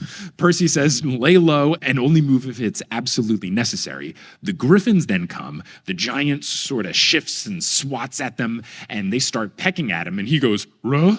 Ruh! And he does ice breath, and they all plop to the ground. They all get frozen and just fall out of the sky. Percy calls for the team to sneak away, and they are able to do so effectively because the giant is trying to figure out how to get these now frozen griffins onto his big necklace of found things, which I think is really funny. And then Hazel goes, Percy, how did you know the giant could do that? And Percy goes, I almost got hit by Hyperborean breath once. We'd better move. The griffins won't stay frozen forever. And that's the end of chapter 39, which I have retitled as We Avoid Getting Flattened by a Blue Rump. Do you have a retitling? I was going to also make it something about Do it, yes. flattened by a big blue rump. Just rump is just so fun. Big blue rump. Rump is just good. I need to say that more often where it's like, I fell on my rump. Like, it's so good. Aside of the context of like the song from the 90s, Rump Shaker, like aside from that, I feel like rump doesn't get enough play. So I feel like I need to start referring to my butt as my rump. It's a very dad thing to say, I feel like, so you can go with rump in your dad era. Yeah, it'll be a good way, you know, especially now that I need to like adjust some of the vocabulary for the little one. I will just try to start referring to my rear end as my rump. My rump. My poor rump. I did squats yesterday. My rump is really sore. You can also just hit the R and rump, rump. Like it's really good. And the P at the end, rump. It's great. All right, so we do have a little bit of time now for Q&A, or I will just say rump for 26 minutes. But let's once again say goodbye to the podcast people before we get into Q&A. Goodbye.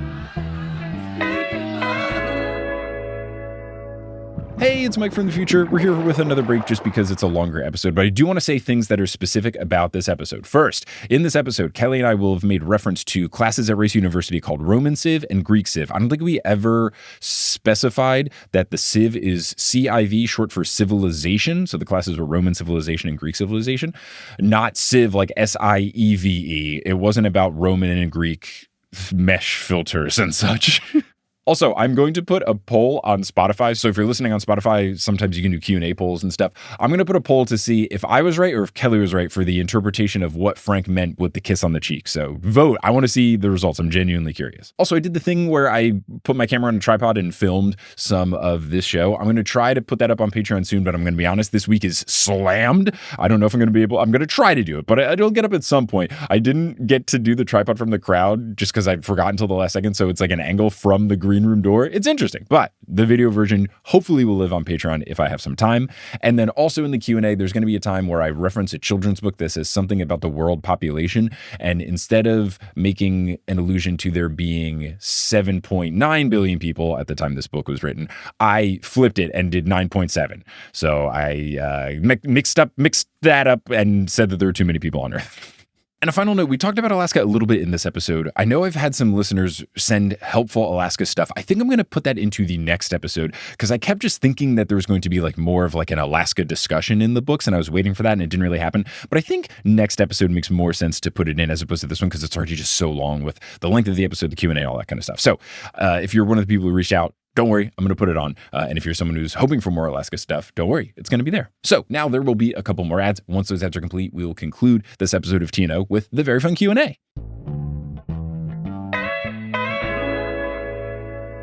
But now you're here, let's get into Q&A. Woo! Okay, so this one, it's from Ashley from the merch table. Wee! Okay, subject line, greetings from the merch table. As a fellow Kingdom Hearts fan, I was curious about what godly parents Sora, Riku, Kairi, Aqua, Terra, and Ventus would have.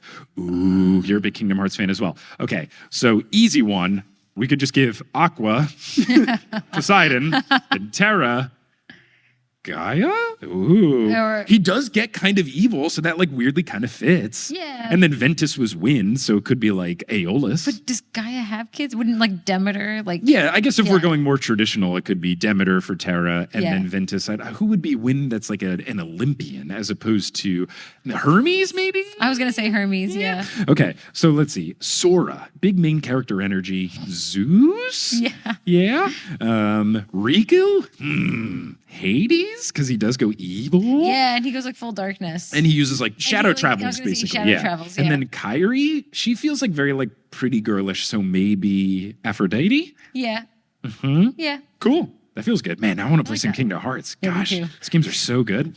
Okay, this one is from Briston. Subject line, Pop and Soda Sayers against Coke Sayers. Yeah, Pop is at least better than the people who refer to all soda as Coke. If you refer to all soda as Coke, you made my job at Papado Seafood Kitchen difficult. Because you would ask for Coke and I would start writing it down. And then you'd be like, no, I wanted Dr. Pepper. It's like, you should have said Dr. Pepper. I'm looking for the people like me who only say Coca-Cola. Like as a full I say word? I would like some Coca-Cola. I can't. Yeah, I don't know why. You don't drink a lot of it because I don't know that I've ever heard you say this. Yeah, I don't. I used to when Movie Pass was around like a decade ago. What a great 3 months. Yeah, I would go to my office did Summer Fridays, and so I would always get tickets for a movie at 2 Summer p.m. Fridays is a New York thing where you like get off work early. You get off work at 1 p.m. on Fridays in the summer. It was awesome. But my work liked to guilt you into staying later unless you had something to do. So I would always get tickets for a movie at 2 p.m. And then I would take a Coca-Cola from the fridge at my office and go to the movies and drink a Coca-Cola. And it was so nice. Ooh, an illegal Coke into the movie theater. Ooh. Yeah. I didn't know I was married to such a bad girl. Coca-Cola. It's so edgy. I'd bring Coca-Cola and strawberries. What did you do with all like the little tops? I'd bring a little bag for them and throw them away. Great. I love it. So, Bristen's email says, cool. First, because you had mentioned it, Taqueria Ruby was fantastic today, as always. Nice. I'm glad you went. We might go after the show, depending on how things are going with the baby. Shout out to Bob and Joel. Is she? She is asleep, but it wasn't an easy one. According to the 9 text messages that Joel sent literally the minute that I welcomed Kelly on stage. Like, as I was hyping up Kelly, the phone's going like buzz, buzz, buzz, and I took it out of my pocket. It was 9 texts from Joel, and I was like, uh-oh. That's why I wasn't ready to That's why it took Kelly a couple of seconds to get on stage. Thanks. Great timing, Joel, or baby. But Taqueria Ruby was fantastic as always. Living so close to it is both a blessing and a curse. Yeah, it's tough if you live near it because you just always want to go. Second, since it's rodeo season, yeehaw, what do you think our Heroes of Olympus friends would either do or eat at the Houston Livestock Show and Rodeo? Ooh. Leo would ride mechanical bulls and eat all of the food. I feel like he would love all of the food. Jason would just go to the rodeo proper because that's the most American thing. Let's see. Hazel, she's 13. She's young enough to do mutton busting. I could see her do mutton busting. Cool. Where you're riding on the sheep. Yeah, come on. Oh, but Hazel also, she's a big horse girl. So maybe she would like do one of the different like animal things like horse riding or like, I don't know if there's like animal raising competition. Somebody said barrel racing. I don't know what that is. Barrel racing. Yeah, it's like you're in the horse and they like do like a figure 8 around the barrel. Cool. So I could see her doing that. That'd be really good for her. Piper? Oh, she would be like one of the performers at the rodeo. Like she'd be singing and stuff at the rodeo. And then Percy, he would just be at the carnival. He'd be doing all the games. He'd be winning the like water game. Like his gun shoots out like twice as much water as everybody else's and he's winning all the prizes. For some reason, I was about to suggest that we say what Sora would be doing. What would Sora be doing? Sora up He's to? fighting the Heartless. Yeah. And then what would Frank be doing? He could also be doing the carnival games. Maybe he turns into like a bear and then like does the strength. A bear! And does the hammer. Bing! But what else? Ooh, maybe. He does seem to like food, so I could see him enjoying a lot of the different foods there. Leo also could be in the cooking competition, like when they do the thing where they like cook the brisket and all the different barbecue food, like in the beginning era of the rodeo. I could see Leo doing that since he like cooked all the home cooked meals and stuff. Frank could just be watching Hazel do her barrel racing. He's just cheering her on. He's a supportive friend. Or maybe he's like I guess the races don't have it, but he could be like the rodeo clown. Yeah, it'd be fun. Annabeth's finding all the flattened penny machines. Because it's the best thing to do at the rodeo, obviously. Yeah, that's exactly the best thing they do at the rodeo. Okay, this is from Abigail. It says, this Houston show is my graduation present to myself. Oh my gosh, you did it. Congrats. Yay. It's you, Abigail? Yeah, congratulations. Woo. Hello, Mike and Kelly. My brother and I were at your previous Houston show, and I'm so glad I get to see you again. He decided to go camping for his major. Loser.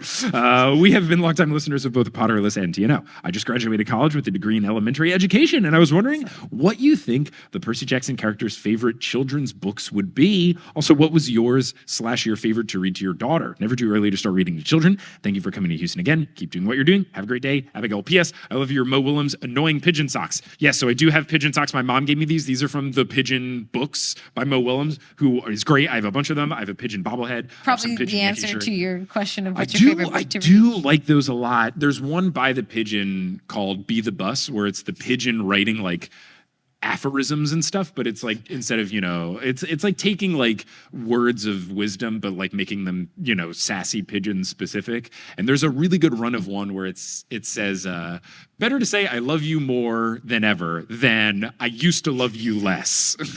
And then it also says, and also better to say, you're one in a million, then there are 9,376 others just like you out there because of the world population. So that one's really good. As far as a kid, I really did enjoy, I loved Chicka Chicka Boom Boom as a kid.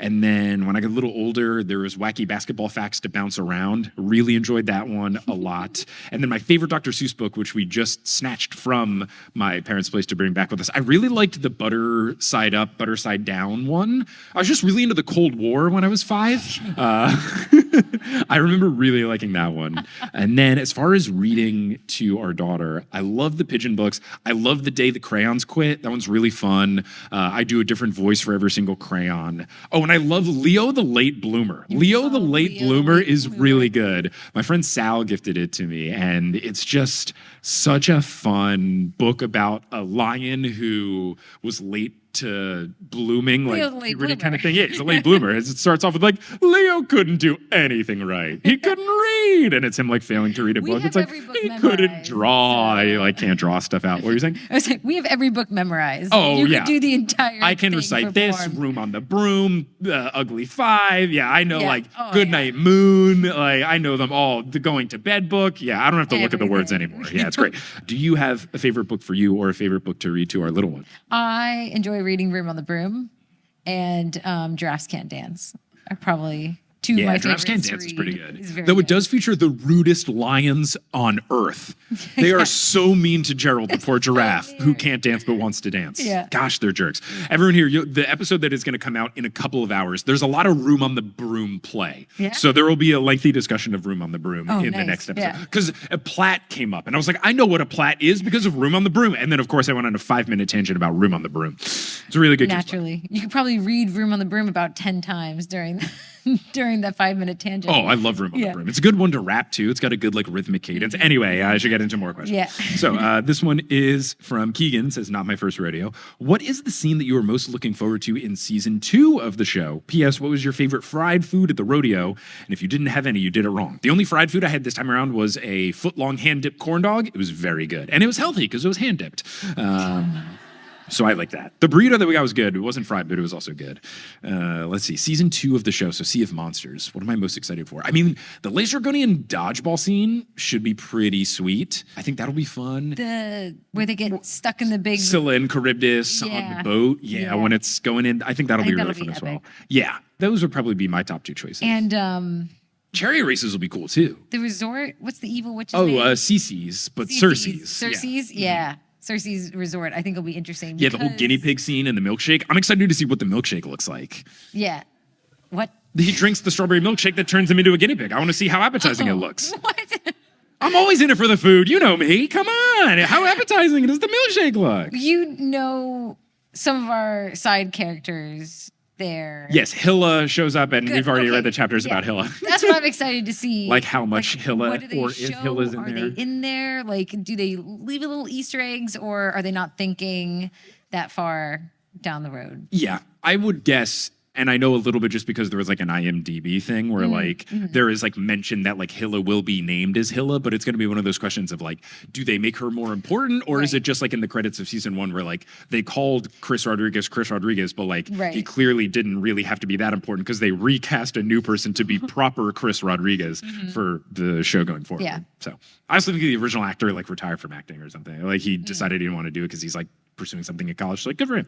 But this is the next question. This one is from Elizabeth. Bug Juice stand number 42, Houston live show. Okay, so I'm continuing to ask this. Who in Houston drank Bug Juice, like branded Bug Juice? Okay, like a third of the crowd. It's like, you didn't drink Bug Juice, did you? I didn't drink Bug Juice. You're from Ohio, though. Oh. Missouri. Oh, what about you? Indiana. Okay. Ah, I shouldn't be surprised. Houston is a big transplant town. They still drink it. Okay. Oh God. It's still in Ohio convenience stores. Wild. Okay. Look, I never drank it, but like it's a very varying report. So that's very interesting. That everyone who drank it here is not from Texas, so maybe it's not a Texan thing. You are? It's here in Texas?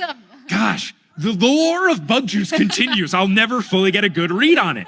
All right, so this one is from Elizabeth. First of all, thank you for the constant recommendations of Taqueria Ruby. Despite following the show for years and being a Houstonian, I tried it for the first time today before the show. It was great. I wonder if they got an influx of business today. So good. That place slaps. My question, since it's rodeo season, what is our friend's favorite treat and attraction? Okay, we answered this. Check. P.S. I do have a gift for you if I'm able to pass that on. Oh yeah, either you like drop on the front of the stage like after the show or at the merch table, either or. Cool. But yes, all right, good. We have conquered that. All right, this is from Adam. Adam, subject line, Texas guide. Hey, Mike, actually get to Alaska from Vancouver by Dollcan and the Alcan. Oh. Oh, okay. There's a typo correction. Okay, sweet. And Alaska Air is really clean. If you were hosting characters of Percy Jackson universe, where would you take them? Oh, so like if I'm like traveling with people, where would I go? Ooh, for going on trips with Percy Jackson characters, where would I want to take them? They've been everywhere now. We should take Annabeth to Sydney because you thought the architecture in Sydney was really cool and like very diverse. Like you can walk down and it's like wildly different architectural styles. And because there's just more space, I felt like everything had room to breathe. Whereas there's lots of really cool buildings in New York, but they're all so close. You don't get to like experience them as singular objects. Yeah. But there's more space there, even in the cities. And so it's just like, I felt like everything could be its own thing. I would take Percy to Venice or Amsterdam because of all the water going through the town. I think he would enjoy that. I would take Leo to the Bay Area because there's a museum. I can't remember the name of it, but it's like little like penny arcade things. So like those old machines where you like put a penny in it and then it would like gyrate around and stuff. There's like a whole museum of those in San Francisco. And I feel like he would like the tinkeriness of it. I also feel like he would love the pinball museum in Seattle as well. Probably. Just like feels very much up his alley. I would take Tyson to Jeju Island because they're known for their peanut ice cream. They are known for their peanuts and their peanut ice cream. He would love that. I was thinking taking Tyson to Hershey Park because I feel like he would love candy and roller coasters. That's so much. Yeah, that's good. I like that. There's like ones. Okay, this one's from Lexi. Says, hi, Mike. Asking this as a fellow mechanical engineer who no longer uses her engineering degree for work. Go Aggies. If you could go back and change your major, not altering any important plot points in your life though, what would you pick and why? Ooh.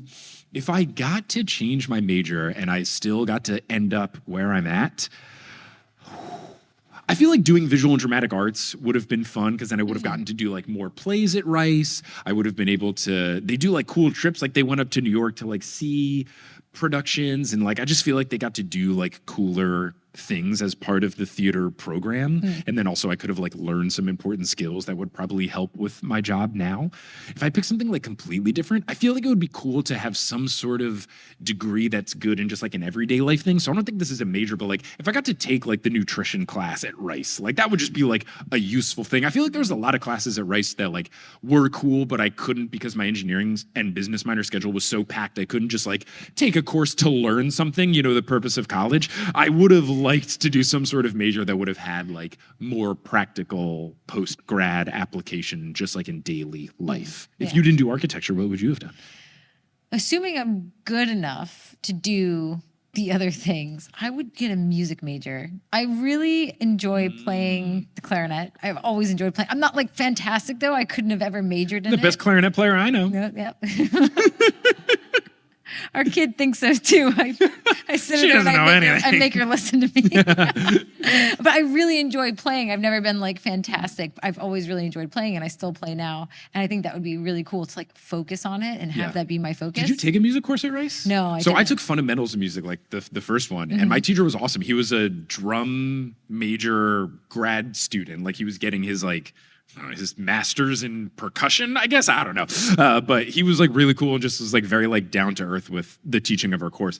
I interviewed him for Modern Muckraker. Did you know that drum majors I know don't play drum the major, not drums? drum major. Okay. He was a percussionist. Okay. And he did this really cool performance. It was like a musical performance of a poem called I See Myself as a Verb, or I Become a Verb, or I Assume to be a Verb, where it was him doing it, but the only instruments he used was like a butter knife and a coffee cup and like all like things you can find in a kitchen. And he would like, you know, put the knife on the end and go like to make noise and like spin the coffee cup to where like one like It was like really cool. As he like read the poem, there were like particular things. It was sick. That's cool. It was like very like avant-garde percussion performance, and he did it like in the like art museum thing that they have at Rice near the front entrance. It was really Very cool. cool. So like the combination of that and the one course I took, I was like, man, you're right. Like taking a music major. Yeah. Like, I feel like you take some So really cool cool. stuff. Mhm.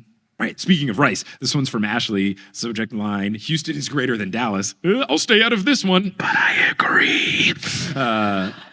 Hello, longtime listener of the podcast. Shout out to my twin, Hallie, that also listens. So excited to come tonight. Y'all are great. I have 2 questions. If the PJO characters went to Rice, what would be their go-to late-night snacks? So, late-night snacks. Annabeth is going to Whataburger because it's the correct decision. And then... I thought they meant like the Hoot. Sure, Coffee I mean, the house. Hoot does Or have like, stuff. Yeah, oh no, yeah. those are also options. But the I correct didn't know if decision we is meant, like, get your place friend who has a local. car, go off campus, go to Whataburger. That's the move. That's the actual move. Yeah. But I mean, what? The Hoot had like Chick-fil-A, it had pizza. Yeah. Annabeth would probably be pounding coffee late at night like I did. So she's a coffee house. Oh, Yeah. Grover would go to coffee house for sure. Yeah. He would go to the on-campus Yeah. coffee shop. He'd work there so he could get free coffee. Sure, naturally. And then let's see, Percy. There was like that little like they sold candy like in like the bookstore, so I feel like he would go there and get all the blue candy and stuff like that. Yeah. I could see. Who's going to House of Pies? Oh, House of Pies. Yeah. Ooh. Leo strikes me as someone who would love pies. I think he would have a fun time at House of Pies. And then Jason feels like just the most efficient. He would go to the Hoot, which was like a thing on campus where they just like acquired food from different like late night options nearby. So he would just be like the efficiency sort of route. Then also, if you were to give the Giants a random nickname, what would it be? So for nicknaming the Hyperboreans. Whenever I read it, I don't say the names correctly in my head as I'm reading, so I call them the Hyperboles. The Hyperboles? Cool. That's good. I feel like I would call them, I don't know, maybe like the Frozones or something, just because they're like big frosty boys. Yeah. Big blue rumps. Big blue rumps. Big blue rumps. BBRs. Yeah. Okay. This one is from Ciara. Raining in Houston. Hey, is it raining outside? Okay, good. My shoes are suede. Hi, Kelly and Mike. Great show so far. I'm definitely having a blast. Hope that you and the little one have safe travels back home. Oh, the little one is safely home. We're good. Oh, but I guess back home to New York. Right. Gosh, sorry. 2 questions. 1, cool socks today? Yes, we've talked about them. 2, not sure if you answered this at recent shows after the trade news dropped. If you had to, okay, so the Luka Doncic situation. If you had to trade one of our friends from Team Camp Half-Blood for one of our new Camp Jupiter friends, who would it be and why? So if we're trading, and I guess we'll try to do an even, I mean, the easy option is to trade like Percy for Jason, but that'd be too heartbreaking. That's what we did. I know, we That's kind what of did. happened. I know, we kind of did it. So if we have to trade someone else, okay. Well, so now we have to swap Annabeth and Piper because Percy and Jason have been swapped. That works. So I we was could do thinking more, I would like to trade the Stoll brothers into Camp Jupiter because they seem more like uppity and proper, and I feel like they would have a very fun time like causing chaos among the people who like really are more uptight. They'd mess with the statue dude. Yeah. Oh, Terminus? Yeah. Yeah, for sure. So the alternate question is about the Luka and AD trade. We talk about this in the Baltimore episode that's going to come out in 2 weeks. You're good. Don't worry. Okay, this is from Elsa. Subject line. Houston is better than Dallas because Buc-ee's. I agree with the first part of the sentence, not the second. I don't think Buc-ee's is good. Anyway, look, you guys will go to Wawa and thank me later because it's like Buc-ee's if they weren't 150 miles apart from each other. Anyway. Buc-ee's supports the GOP. Oh, another reason to hate Buc-ee's. Yes, my agenda. Okay, this is from Elsa and Molly. Correction. Hello there, Mike, and our favorite Kelly. Are there any other Kellys on the podcast, though? Yay. As English majors, we must know which one of the core Percy crew, Percy, Annabeth, Grover, Leo, Jason, Piper, Tyson, Frank, Hazel, Nico, etc., would be the most likely to text like the legend and icon Joel Schubert. Give me that list again. I'm going to pick a new person, Raina. I think Raina texts like this. But or maybe Hazel because she's old and doesn't understand. Do you have a different answer? Or No, I like that, yeah. Okay, sweet. Okay, this one's from Virginia. Rice Fight Never Dies. Are you the person from Rice? What residential college? Love it. Okay, when did you graduate or are you still in school? Okay, recently. Cool, you did it. Woo! Okay, so, hi, Mike. What weird niche college electives would the Percy Jackson characters take for fun? One of my favorites I took was the archaeology of food. Was that a real course or a student talk course? Oh my God, that's cool. They didn't have that when we went there. Okay, so weird niche classes. I don't know who would take this, and I don't know if they're still teaching this. Has Bun B come back to teach hip hop and religion since we graduated? Damn. So Bun B, Houston rapper, he's done it at least twice, taught a course called Hip Hop and Religion, which was about hip hop and religion. And he only did one semester of it during the 4 years that I was there. And it was at the same time as a required mechanical engineering course, so I couldn't go. And you just would bring rappers to class sometimes. Like Chameleonaire came to class one day. And I remember being so angry because I overheard someone at lunch once be like, yeah, they brought some rapper to class today, like Chameleonaire. And I was like, oh, God damn it. You got to see him and you don't even know who he is. Oh, I was so furious. So I don't know who's taking it. Leo feels like the most to like hip hop. I don't know anyone else who would like it, but somebody's got to take hip hop. I was going to put Leo in Cooking with Chef Rogers. Yeah. That's actually a very correct answer. I like that a lot. And I was going to put Percy in Team Sports. Team Sports, he would love that. Team Jason Sports. would also love Team Sports. Yeah, I was gonna put he them would both in really there, like yeah. Team Sports. Yeah, they would both like Team Sports. Yeah. I'm going to put Drew in Mike Schubert's college talk course, Filmmaking for Fun. So I taught 2 semesters of a student talk course where I taught people basically how to make YouTube videos. Drew feels like the most likely person to be an influencer, so I feel like she would take my course. Any other niche classes? Annabeth could take Roman and Greek Civ. Yes, Same for semester. Sure. Yeah. There's also beyond team sports, there was very specific LPAPs, the phys ed classes. There was capoeira, which is dance fighting. I could feel someone took that. It's the Brazilian sort of acrobatic. Piper? Ooh, yeah, that could be fun because it's when she fights people, it's very acrobatic and artsy. People with her voice and then with her dance. Yeah. I was going to say Percy could take Arc for Narcs. Okay. Arc for Narcs was architecture for non-architects. That's a great nickname for it. And so you could take Arc for Narcs so that he could understand Annabeth's passions more. That's good. That's really good. Yeah, that's sweet. I like that a lot. Okay, this one is from Lizzie. Subject line, H-Town is still greater than Dallas. Salvete Schubert. Oh, Latin. Fantastic show once again. My question today is, if Percy Jackson, Hazel Levesque, and Frank Where's My Hug Zhang had to form a band, what instrument would each character play, and what kind of music do you think that they would create together? From Persasabeth, from Patreon. So Percy, Hazel, and Frank are forming a band. What instrument are they going to play? What music are they going to make? Percy, I don't know why, it just feels like a bass guy to me. He just feels like a bass dude. He's the rhythm, he keeps things going. Hazel, I could see her being... The keys. I was going to say keys as well. Yeah. Because I feel you could be a synthesizer where she has lots of different things because I feel like she's very multifaceted. And then Frank... And she's an old soul too, right? Yeah, for sure. And she could play the organ or something, for sure. I see... What? That's in an old kind of piano. I see Frank as a saxophonist. Ooh. I don't know why. Okay. I like it. But I take it. Yeah. I think it's good. Would that combo jazz?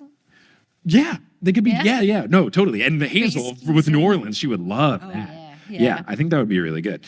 Okay, so this is from Hannah. My first Houston Rodeo was Big Time Rush. Cool. Hi, Mike and Kelly. What fast food chain do you think each character would prefer? Who's the Whataburger of the crowd? Also, the audiobook for Son of Neptune says the Hyperboreans ruh, as in rue, like the Winnie the Pooh character. So in the book, it's R-U-H, but they say rue. That's wrong. I've only listened to the audiobook up until today, so that was fun to find in the print book. Love the pod, Hannah. So we've got characters going to fast food chains. Where do we think that they are going?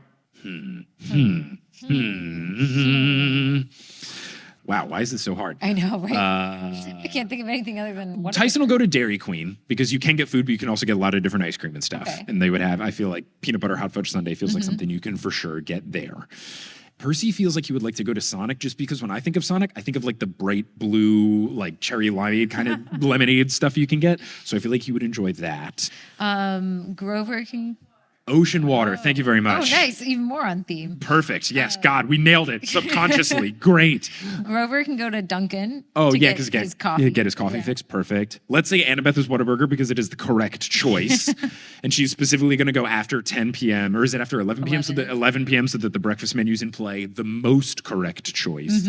Jason's going to go to, I guess, McDonald's because it's the most American. I don't know, what's a more American fast food chain than McDonald's? And then Leo? Taco Cabana, maybe? Yeah. And then Frank? Where's Frank gonna go? Frank.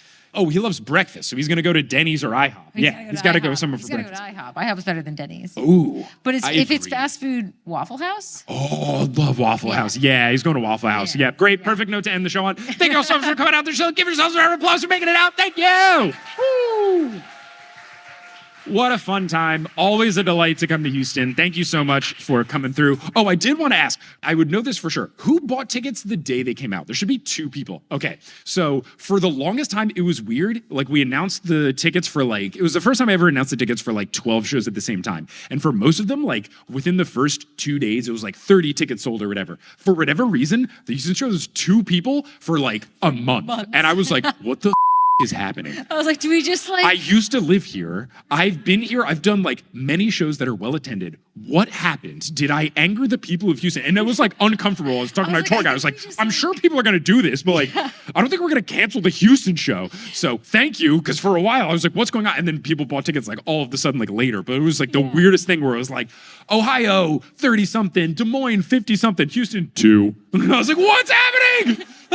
What's going on? You're gonna have to cancel and take him to dinner or something. I don't know. We'll do an intimate show. You can come over, hang out with Barb and Joel. We'll eat food and talk about the books, and then we'll record upstairs. Yeah, wild. But anyway, that was a fun, wild thing. But yes, so glad I got to do the show. Give it up to Kelly for being an incredible guest. Give it up to my buddy Akash for grabbing us food while we were in the green room. Thank you so much. And for my buddy Jonas for helping out with the food and stuff as well. Shout out to Barb and Joel for housing us and also babysitting the baby while we got to do this. So huge shout out to them for making it possible. And for Ashley for running the merch table. Thank you so much. And give a shout out to everyone here at White Oak Music Hall. We had to get a new venue and everything was super smooth. Ali ran a super great show, from sound to everything else. So huge shout out for the team here. Give them a round of applause as well. Such a delight. So much fun. But yeah, thank you all so much. I really do appreciate it. This was a blast. Hopefully I'll come back. And if I do come back, please buy tickets more, buy them quickly so I don't feel bad about myself for months on end. But it's all good. We're good. We got it. We made it. And a sizable crowd showed up. Yay. But until I make my glorious return, until then, I'll... Thanks so much for coming to the show, everybody!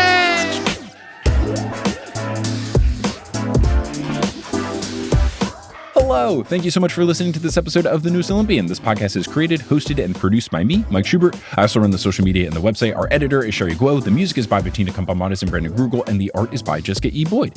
If you really enjoy the show and you just can't get enough, there's a couple of different things that you can do. First, you can go to patreon.com/The Newest Olympian, and you can get access to all sorts of bonus content that I post on a very regular basis. You also can find us and get involved in the community on social media. We've got an Instagram, we've got a Blue Sky, we've got a Twitter, we've got a Facebook, we've got a subreddit, we've got a Discord that's available to all patrons. If you want to support the show, you can get merch at thenewsolympian.com/merch. You can see live shows at thenewsolympian.com/live, and you can check out the aforementioned Patreon. And speaking of, I want to give a shout out to our highest tier, the Ultra God tier patrons who are helping to produce this show with their financial support. So shout out to Kelsey Gillespie, Vicky Garcia, Frida Vikstrom, Megan Moon, Polly Burge, Nikki Harris, Tatiana Schmidt, Sandra Rose, Josh Sayer, Abby Ryan, Marco Redhouse, Sam Reeby, Mrs. O'Leary, Milo Kim, Sandkopf, Rayla Matthews, Sky Mallory, Persasabeth, Aiden Parziani, Grace, Ginger Spurs Boy, A Cup of Solace, Bradamus Prime, Skylar Sisters, Scott Sheldon, Natanya Page, Ann M. Thayer Cohen, Bella, Percy Jacked Son, Han Haley Hingelheimer Schmidt, Catherine Sloan, Haley Mary, Jim Jam Koopy, Kit Kat Crumbs, Andrea, not Andrea, Jordan Ray, Nico's Black Vespa, and Zayden Wintergate. If you want to support the show in a non-monetary way, just spreading the show via word of mouth is huge. You can tell someone directly who you think would like the show. You could post about it on social media. You could leave a rating and review on whatever podcasting app you're using. All of these things really do help, and I really appreciate anyone who has done it in the past or will do so in the future. But I'm just so thankful that you tuned into this episode, and hope you tuned into our next episode where we'll be joined by Sequoia Simone to break down chapters 40 through 42 of The Son of Neptune. But until then, I'll see you later.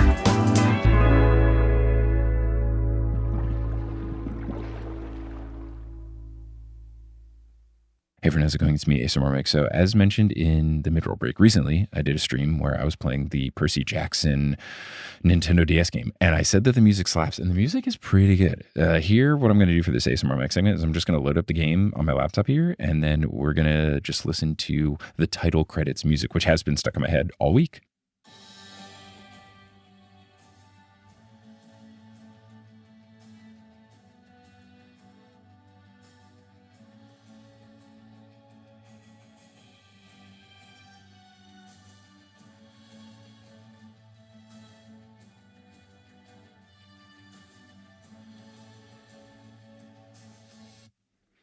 Thank you so much for listening.